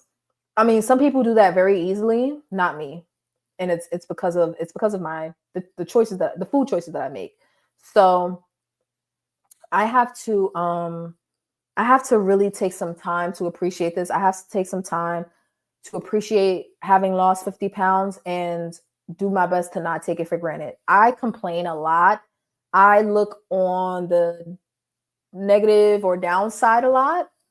And you guys remind me not to do that. I mean, not intentionally. It's like some people are intentional about it. Some people are like, okay, I hear you, but let's focus on the positive in the future. Like, people will leave me comments like that. Like, let's just focus on what we're going to do better. Okay. So I definitely don't want to give this attitude of like, everything is always going wrong and everything is so negative. I definitely don't want to give that attitude. So I have to really, for the rest of tonight and ends tomorrow, take some time to appreciate all of my hard work. And I hope all of you have appreciated your work as well, because y'all have made some incredible feats. 40, 50, 75, 100 pounds. Like, what? Like, do y'all know how stupid I'm about to act when I make it to 100 pounds down? What? Do y'all know how dumb I'm about to act when I make it to 100 pounds down? Like, y'all are going to have to be like, girl, chill, relax, have a seat. We get it. Like, we were here, remember? We were here at 40, 50, 60, 70. Some of us were down. We're here since the first 10. I'm about to act stupid. Okay. Yes, I am. Yes. And I plan to be there before the end of this year. I'm not going into 2026. I'm not going into 2026, still needing to reach 100 pounds down. Like I should be reaching that now, technically. Oh God, I'm being negative again. Anyway, point is, we're on a roll. Oh, let me see if I see it while you're still here. While you're still here, let me just see, because you're the first person outside of me to post. You were post. Yay! I'm going to the grocery store when I get home on Wednesday. Oh no, I'm gonna get home late. I'm going to the grocery store on Thursday, so I won't get a chance to try it, Jen, until Thursday. Hold on, let me see something. Yes. Meal sharing. I'll probably post what I'm eating on a regular basis, but don't get mad at me because my meals are boring. Don't do that. Don't get mad at me because I don't even know how to cook about 4 or 5 things. Like, no, don't do that. So let's see.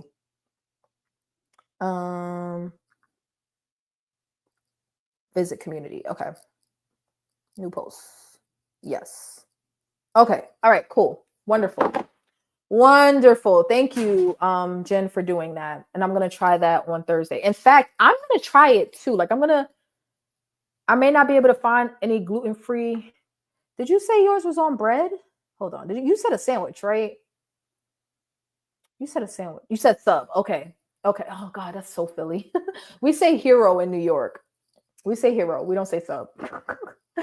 So I may not be able to find a gluten-free sub, but yeah, I'll try it anyway. I'll try some of his is what I'll say. I'll try some of his. All right. Thank you all for joining. I know I've said bye like 15 times, but I really mean it this time. I appreciate you all. Thank you for celebrating with me. I don't know what I'm going to do with the rest of this rosé. Maybe give it to the dogs. I don't know. Don't call animal control or HIPAA. PETA? Who the animal people? It's PETA, ain't it? It's PETA. Don't call them. Dogs deserve a little alcohol too, okay? Kidding. Just in case there's that one person in here that's like, she gave her dog rosé.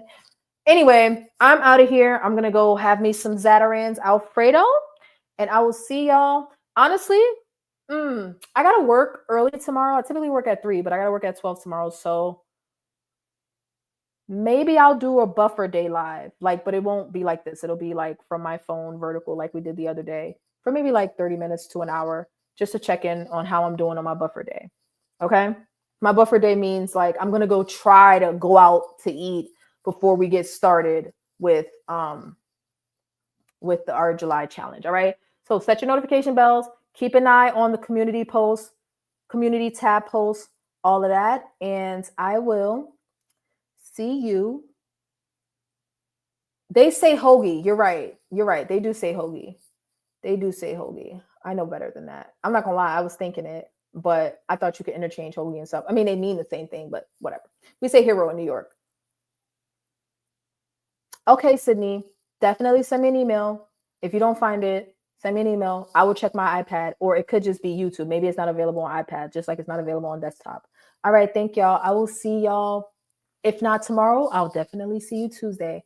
Bye.